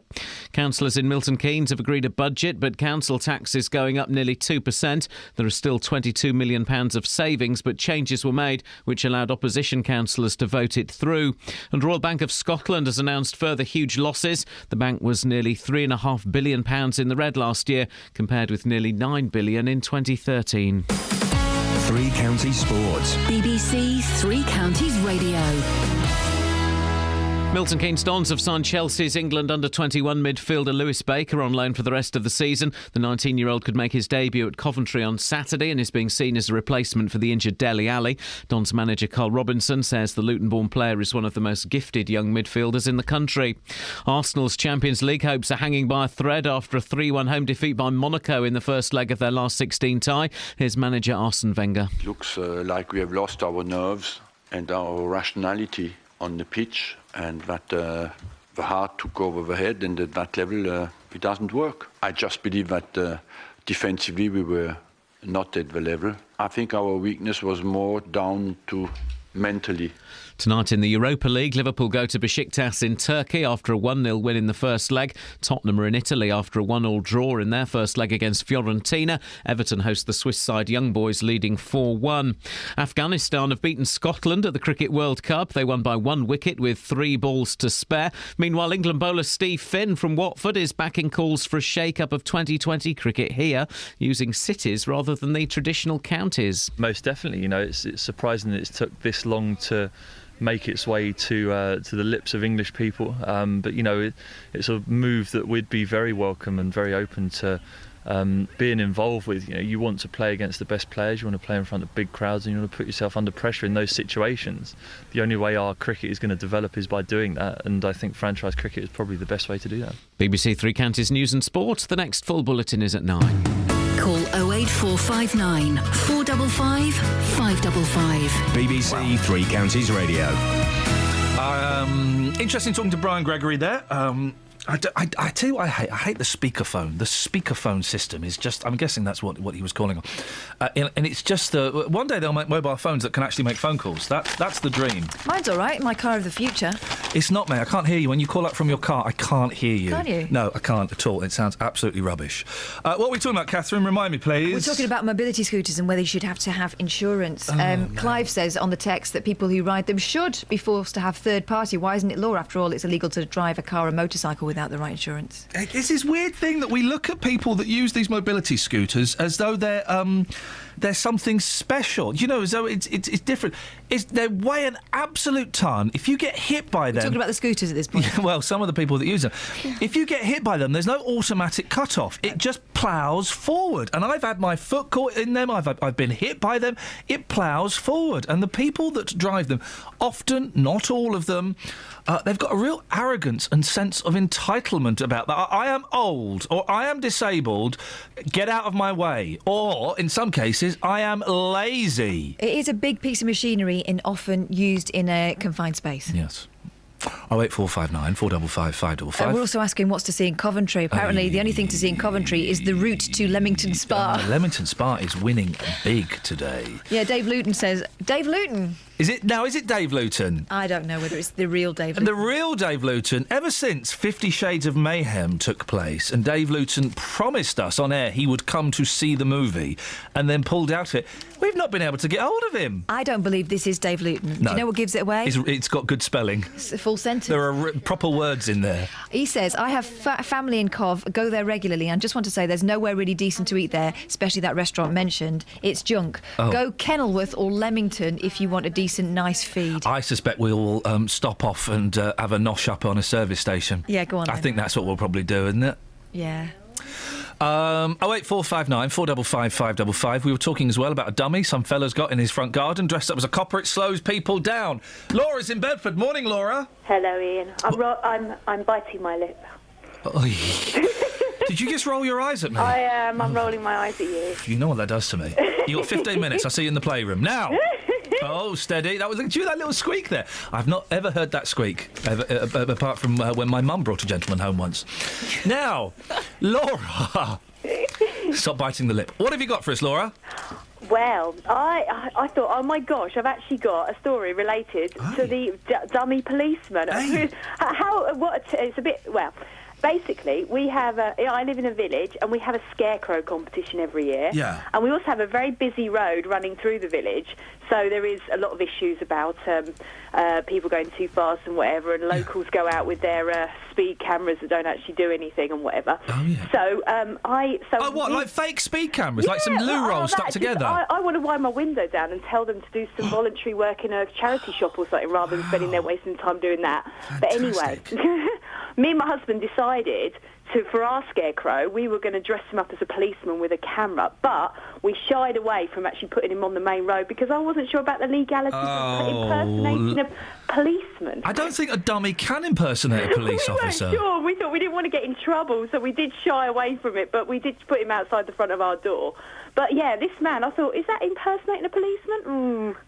Where's your rebellious spirit, Laura? We backed out at the last minute. We thought we were so funny. We thought we were hilarious, and then we backed out. Yeah, I have those thoughts, these big grand ideas, and then when it comes to it, it's like, oh, actually, I might get told off, and I can't be bothered. It's a lot of faff. Yes. Speaking of faff, you've seen 50 Shades, haven't you? Oh, I have. All right, love, calm down. I just think my husband's still making up for yes, whatever. Yes. Your husband's still making up what? The playroom? Yes, my husband knows I've seen 50 Shades. Okay, I just think there was so much faffing around with that red rope and all the intricate knots and all. It's funny because I've actually got a story about that as well. My husband is an engineer. Here we go. And he. You know this is going out on the radio, yeah? Yeah, no, it's fine, it's fine. Yep. And he's works in the stainless steel business, and he's put a few things on eBay lately, and just some little odds and sods that he's had left around in the factory, and they are going like hotcakes. Things like things that you would normally use for rock climbing and stuff like that. What, crampons? He's had a sudden surge in the amount that he's selling. Well, what kind of stuff? I mean, this is I being... can't remember what they're called. I know. They're sort of Carabiner. Carabiner. Yeah, we've sold loads of them lately. What's a carabiner? Yeah, it's like a clip, isn't it? It's a circular clip. A clip-on, clip-off for rock climbing or for boats or something. Anyway, we've had a surge of them. So what we're doing is he's actually, on eBay, he's actually going to add into his title 50 Shades, so it comes up as a link. He says he sold loads. I mean, either that or it's rock climbing season. Yeah. Yeah, I am going to assumptions. Okay, Laura, thank you very much indeed. Blimey, eh? You see? Dearie, dear. It's just a lot of faff. All those ropes and all the different... I'd say, look, do you know what, love? Can we do this tomorrow? I'm a bit tired now. Or you say, right, you sort that out, I'll put the kettle on. Yeah, let us know when you're done, and I'll come in and... yes, OK. That. Yeah, OK. We've got some more texts if you want to change the subject. Yeah, go on. Dave says he was in a bar in Corfu. This is a falling over text in honour of Madonna. In honour of Madonna. Mm-hmm. I was in a bar in Corfu, not me, Dave. I was carrying 2 pints of beer, I don't drink beer, to the outside, and there was a step I had to walk up. It was bigger than expected. I went flat on my face, but managed to save the drinks. Skills. But kept them upright. I stood to applause with my specs half off my face. What have you fallen off? The clip of Madonna falling off stage is... I'm surprised it doesn't happen more to people. Yeah, they to get pop elaborate on singers. there, don't they? They do. I mean, some of the dances are very, very intricate. I'm trying to think of any other instances of pop stars or rock stars falling. There's a great one, actually. Cliff in the Roxy. What? He fell, didn't he, down the dry ice slope? Probably best not to talk about that. Just, you know. Well, we're allowed to say that. Well, I know, Happened, I saw but it. well, his lawyers would deny it. And of course, the Who at Live Aid. The Who, terrible at Live Aid. They haven't played together for about 3 years. They were awful, awful, awful. And Pete Townsend goes to do like a rock kick and falls flat on his backside. How did I not see that? I was there. Well, yeah, because they were in Philly. If I remember correct, no, the Who were at Wembley. But we couldn't see it on British television, but it was being shown in Philadelphia, so we saw the feed from Philadelphia. Yeah, the Who fell... No, Live Aid. He fell on his bum, and then Roger Daltrey fell on his bum in a sign of solidarity. More rock stars falling over. I'm trying to think what other examples... There must be more. There must be people who fall. Pop singers and rock stars falling over. I'm surprised it never happened to Jackson. Because he was always doing the wet walk, wasn't he? Well, not the wet walk, the moonwalk. That's what it was, the moonwalk, wasn't it? You'd think it would be happening a little bit more. The wet walk, that's not a bad name for it, is it? That's not a bad name at all. You think he would have slipped over a bit more. 08459 455 555. Pop stars falling over. Nigel's on the line. Morning, Nigel. Morning. Hello, Ian. Hello. Yeah. I'm actually a technician. I've worked in the theatre for about 20 years, and my first ever pantomime, I was working on the back of the stage, and one of the bits of scenery started wiggling and wobbling over and needed to be stopped from falling over. Yeah. Who went over to save it? I did. Uh-oh. I didn't. Ended up going over on stage with in front of 500 people. Hey, mate, this was your first job?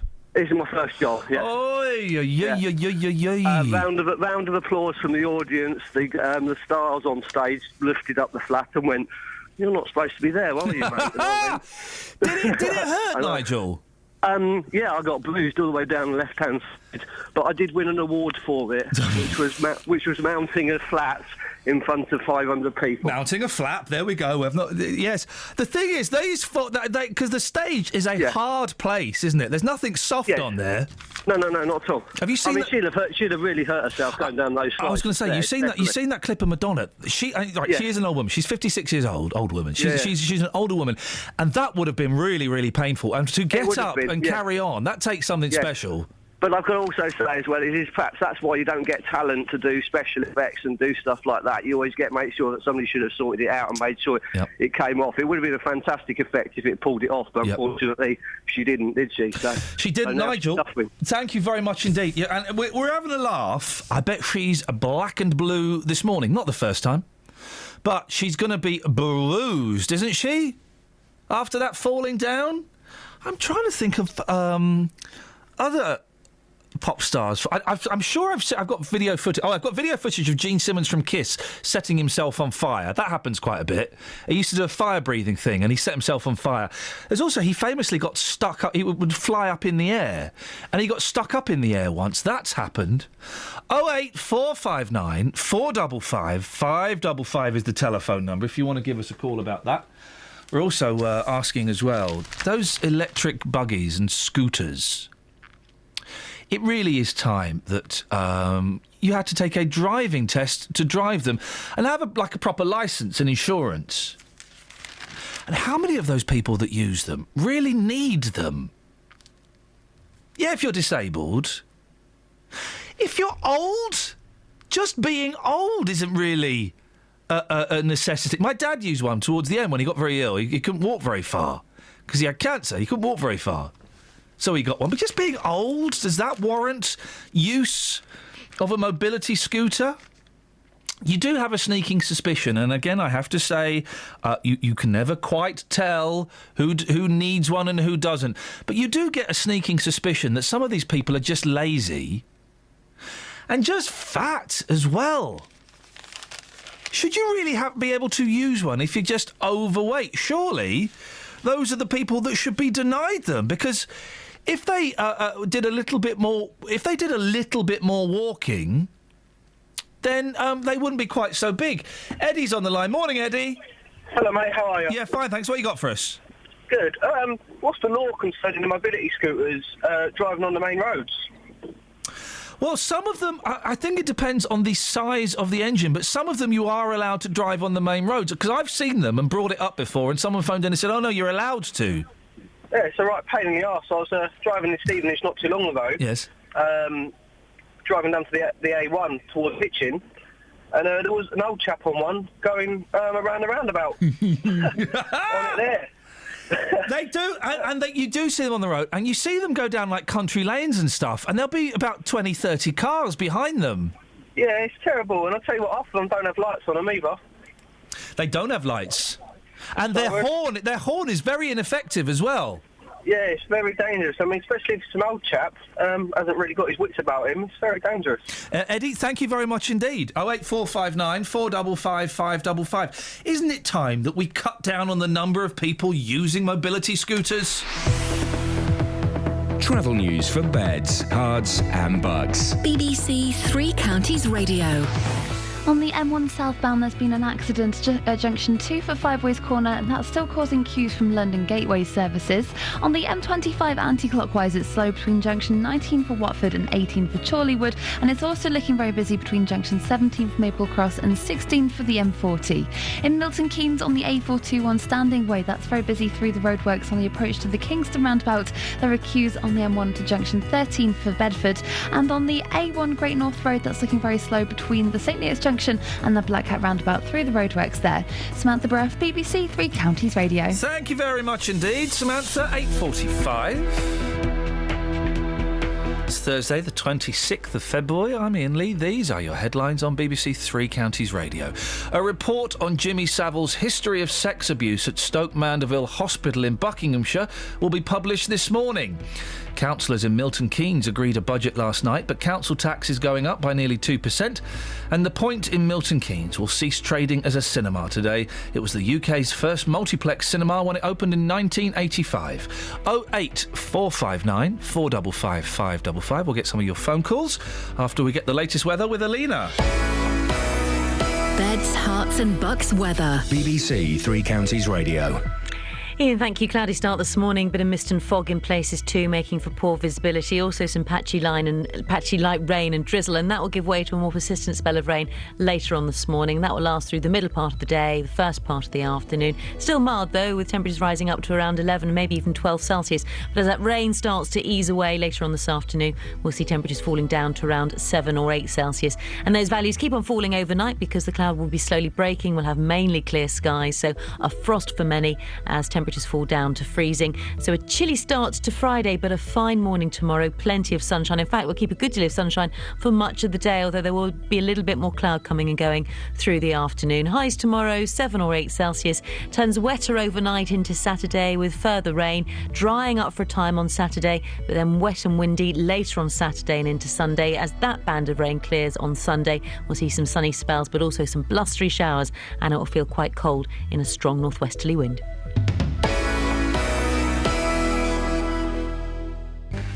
Three Counties Sport isn't just about hearing your team in action. Comes to Vitra! It's 4! Tom Penn into the top right-hand corner. It's about the managers. It always seems that the closer we get to the top, decisions start to go against us. The players. You never get an easy game in the Championship, home or away, usually, and it'll be no different this weekend. And no, we're pretty confident at the moment. And the fans. Two teams there who deserve to be in the top three, who deserve to go up as well at the same time. Every day, we bring you latest news on your local team. In League Two, Luton lost their appeal against skipper Steve McNulty's red card on Tuesday, so he starts a 4-match ban. Three Counties Sport, keeping you up to date with Luton, Watford, MK Dons, Stevenage and Wickham every day of the week on BBC Three Counties Radio. On the subject of mobility scooters, it's Mick. Morning, Mick. Good morning, how are you? I'm fine, thank you, boss. What you got for us? First of all, I'd like to say what a brilliant show you have, and I never miss it when I can. Well, you're very kind, thank you. Would you? Whoa, you never miss it when you can? That implies that you do miss it sometimes. That's because I travel all over the county, my friend. Mick, I'm not sure if that's a good... We'll park that to one side, and I'll have a little think about that, OK? I'm not sure if that's good enough, but thank you for your kind words. Right, about these mobility scooters... Go on, say that again, sorry. About the mobility scooters... Yes, go on. On the A14, there was a mobility scooter. He had miles of tailback. Yeah. And when the police come, He refused to leave the A14 because it was his human rights to do so. Ay, ay, ay. That's not what Churchill had in mind when he came up with the concept of human rights. Hang on, it gets better than that. Yeah. Eventually, he did leave the motorway. Yeah. Yeah. And then one of your sister stations, Radio Cambridgeshire, I believe, was doing an article on this. Yeah. And this other self-centered sod, excuse my expression, claims that he actually went on motorways because he could with his little dog. Now, you can imagine how dangerous that was for lorries. Hang on. He took his mobility scooter with his dog on his lap onto motorways? Yeah. Lock him up! Because he could. And when I tell you the best bit, yeah, he only decided that after a lorry nearly blew him off. Sorry?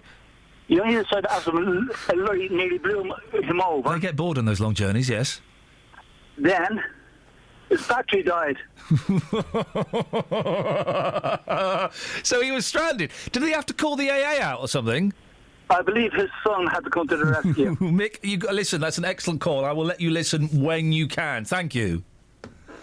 You do see them with little doggies on their laps or in the basket. Well, that's no good. But is it better that they're in the basket or being dragged along on the lead? That's how some people walk them, yeah. Someone like that, they should have that scooter taken off them. Oh, but they'll be housebound. Tough. Tough. You can't let someone drive around like that. No. Not on motorways. No, definitely not on the motorway. Ashley's in Milton Keynes. Morning, Ashley. Good morning. What you got for us, boss? Right, well, I used to work for mobility companies. Oh. Yeah, and you saying about it's not always disabled people that use them. Here we go. That is pretty true. Because when you're disabled, you get tax relief. And I used to obviously sell them, and the amount of people that come in and would pay full price because they're not technically disabled. So why were they? What kind of people were buying them then? Most of the time, it was like you're saying, either large people or lazy people. And did they? I mean, did you ever question them? Obviously, you're selling them, you want to make the deal, and that's fine. But did you ever say, can I ask, what you're doing this for? Not really, because I used to live in the place where I used to see most people, and I used to see them. I used to see them riding about on them quite often. Yeah. And so they'd walk in or waddle in absolutely fine, and then go, I want to buy a scooter. Yeah, and most of them wanted the biggest, most powerful ones, just so they can, fly about all over the place. Hey, listen, now be honest. You don't work there anymore, do you, Ashley? No, okay, no. So you can speak honestly and openly to me as one man to another. Did you and the other lads in the shop used to have races in the back? Yes, we did. Of course you did! Of course you did! Yeah. Some of those things go at a real pace, don't they? Yeah, well, you get 4 miles an hour, 8 miles an hour, and then you can soup them up to about 12 miles an hour, which is pretty fast. How do you soup them up? Like servicing tools and geeky stuff. Oh, Ashley, thank you for that. I'm so glad you admitted to that. I knew you did. Just a text through from John who says a large lady was driving a mobility scooter around Sainsbury in Bletchley the other day. Had a plastic cover and a number plate. She was driving up and down the aisles. When she got to the till, she stayed seated, and the lady on the till had to get out from behind the till and scan her stuff. Wow. Oh, can I just say, Ashley is my favourite call of this month. He's caller of the month so far. And he's a young lad working selling. Of course, you're going to race them. You have a bit of a tear up in the back. Of course, you're going to do it, aren't you? On the subject of Rob, the driving instructor. Yeah, hi there, Ian. Morning, Rob. We were talking earlier on to a gentleman, Brian Gregory, who is from the Alliance of British Drivers, who basically was suggesting that we should slap children so they learn not to run in the roads, and that drivers should be able to drive various speeds, and it's not important whether they should be able to slow down and remain in control of their vehicle or not. What would you like to say to that, Rob? Well, it's pretty ridiculous, really, isn't it? I mean, the thing is, if you're coming up to any blind bend, you've got to reduce your speed accordingly. It could be a traffic jam round the corner. You never know. Rob, you're wrong. But all your years of driving instructing and road safety, that's incorrect. We all know that the speed that is the law is not the speed we should be doing, and that we should be able to go pretty much as fast as we want. Yeah, well, the problem is with modern vehicles is they can stop on a sixpence, but it's the human brain that's the problem, you know. And a lot of people don't even know what 300 feet is, you know, or 100 yards and that in distance anyway, and that's half the problem, I think. Here's the thing. I was thinking about this morning, right? I sum up 70s and 80s Britain perfectly in that I know what feet are, I don't know what yards are, and I do distance in miles and feet. Yeah. And I couldn't do it in metres or kilometres. Yeah, I measure some things in centimetres. If I'm doing DIY, I'll measure it in inches. I'm just a complete mess, Rob. Yeah, well, I was the same because I had to convert from decimals to pounds, shillings and pence at school without a calculator like everybody else, you know. But yeah, no, I mean, that is the problem, is that people think because it's a 60-mile-an-hour road, they should be able to do 60 miles an hour regardless of what's around the corner. Rob, listen, thank you very much indeed. We'll get. I like Brian's been on before. I like Brian. I disagree with everything he says. But he keeps saying it. He keeps saying it. He's a little bit terse in his attitude, and his phone is rubbish. But I like it when he comes on. Lee's on the line. Lee, you want to talk about the point closing? Yeah, the point and the mobility scooter. I think the mobility scooters could catch on, you know, with the sort of younger people, because I mean, well, I've got 3 more points and I'll be banned, so I'm thinking of getting one because then at least I can get around. Oh, don't! I got 3 more points the other day, Lee. I won't say what I'm up to, but if I have one more speeding thing, I think I win a taxi. Yes, yeah. Well, if I get one of these, you can pimp them, you can pimp your ride. So, you know, they can be all jazzed up. We've already heard from Ashley that with a little bit of geekery, you can soup them up to 12 miles an hour. I've seen them where the front of them is made out to look like a motorbike. Yeah, they look like a Harley. I've seen those. And the point, I mean, it's a shame about the point. I mean, I've lived in Milton Keynes for 30 years, so I was, when it was opened, we used to go up there as 18-year-old kids, and it was great because there was a club upstairs. Yes. You could go up there. It was 60p a drink night on a Monday. Well, how old are you now, then? Well, I'm 45. Wow, and you're old enough to remember when it was 60p a drink? Well, yeah, but that weren't the best bit. It was the Monday night was grab a granny night. It was brilliant. It was brilliant for us 18-year-olds, you know, going up there. You go out with lipstick all around your face. You go home, your mum would be saying, "What you been doing?" You'd be like, "Well, nothing, you know." How many grannies did you grab, Lee? Oh, well, I'm married now, so I wouldn't like to say. Ladies and gentlemen, thank you very much indeed. He what? Did he marry a granny? Well, yes. For marrying. Have we got any texts or emails or anything that we should be catching up? What? A lot of calls there. It's very busy, wasn't it, for a second? We won't have that. Apparently, we're being wished a reggae Easter. Hey, I like that. From Ant in Luton. There's a video on YouTube of the rapper Busta Rhymes. Yes, we're aware of his work. We're I know Busta Rhymes. Falling off stage, which is very funny. Oh, we should be looking at that. Oh, there's that video of Afro Man smacking that woman in the face. That is awful, isn't it? That was absolutely awful video. Apparently there's also a video of Bobby Davro in stocks falling flat on his face. The set wobbles and he goes down, but he can't do anything to stop himself. Smack. Busta Rhymes fall off stage during concert. Let's have a look. He's bouncing. Off, he's off. And he was a big bloke. Yeah, he was a big fella. Anything else? Any more for any more? Yeah, if you want. Yeah, go. We've got a minute. Apparently Ian Dury used to practice falling over.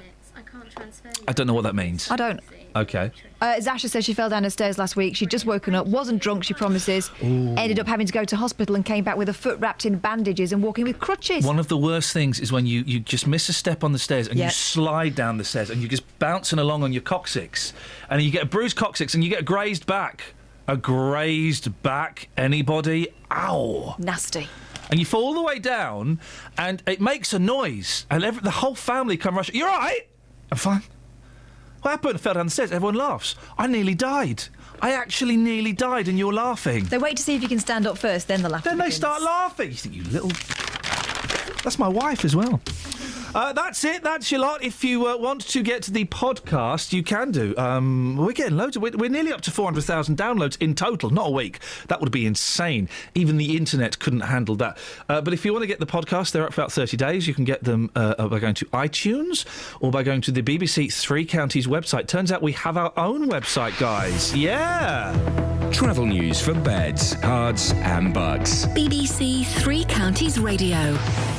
On the M1 southbound, there was an accident earlier at junction 2 for Five Ways Corner. That has now cleared and it's starting to move well again through that stretch now. On the M25 anti-clockwise, it's very slow between junction 17 for Maple Cross and 16 for the M40. In Watford, the A411 southbound has queues between the Hunton Bridge roundabout and Rickmansworth Road. That's through the roadworks. And in High Wycombe, on the A404 Amersham Hill into High Wycombe, it's looking very slow. On speed sensors on the A421 Standing Way in Milton Keynes, that's looking very busy through the roadworks from junction 13 for Milton Keynes south towards the Kingston roundabout. Samantha Bruff, BBC Three Counties Radio. Thank you, Sammy. Excellent stuff as always. Professionally delivered. That's it. That's your lot. Fingers crossed we'll be back from Coventry in one piece.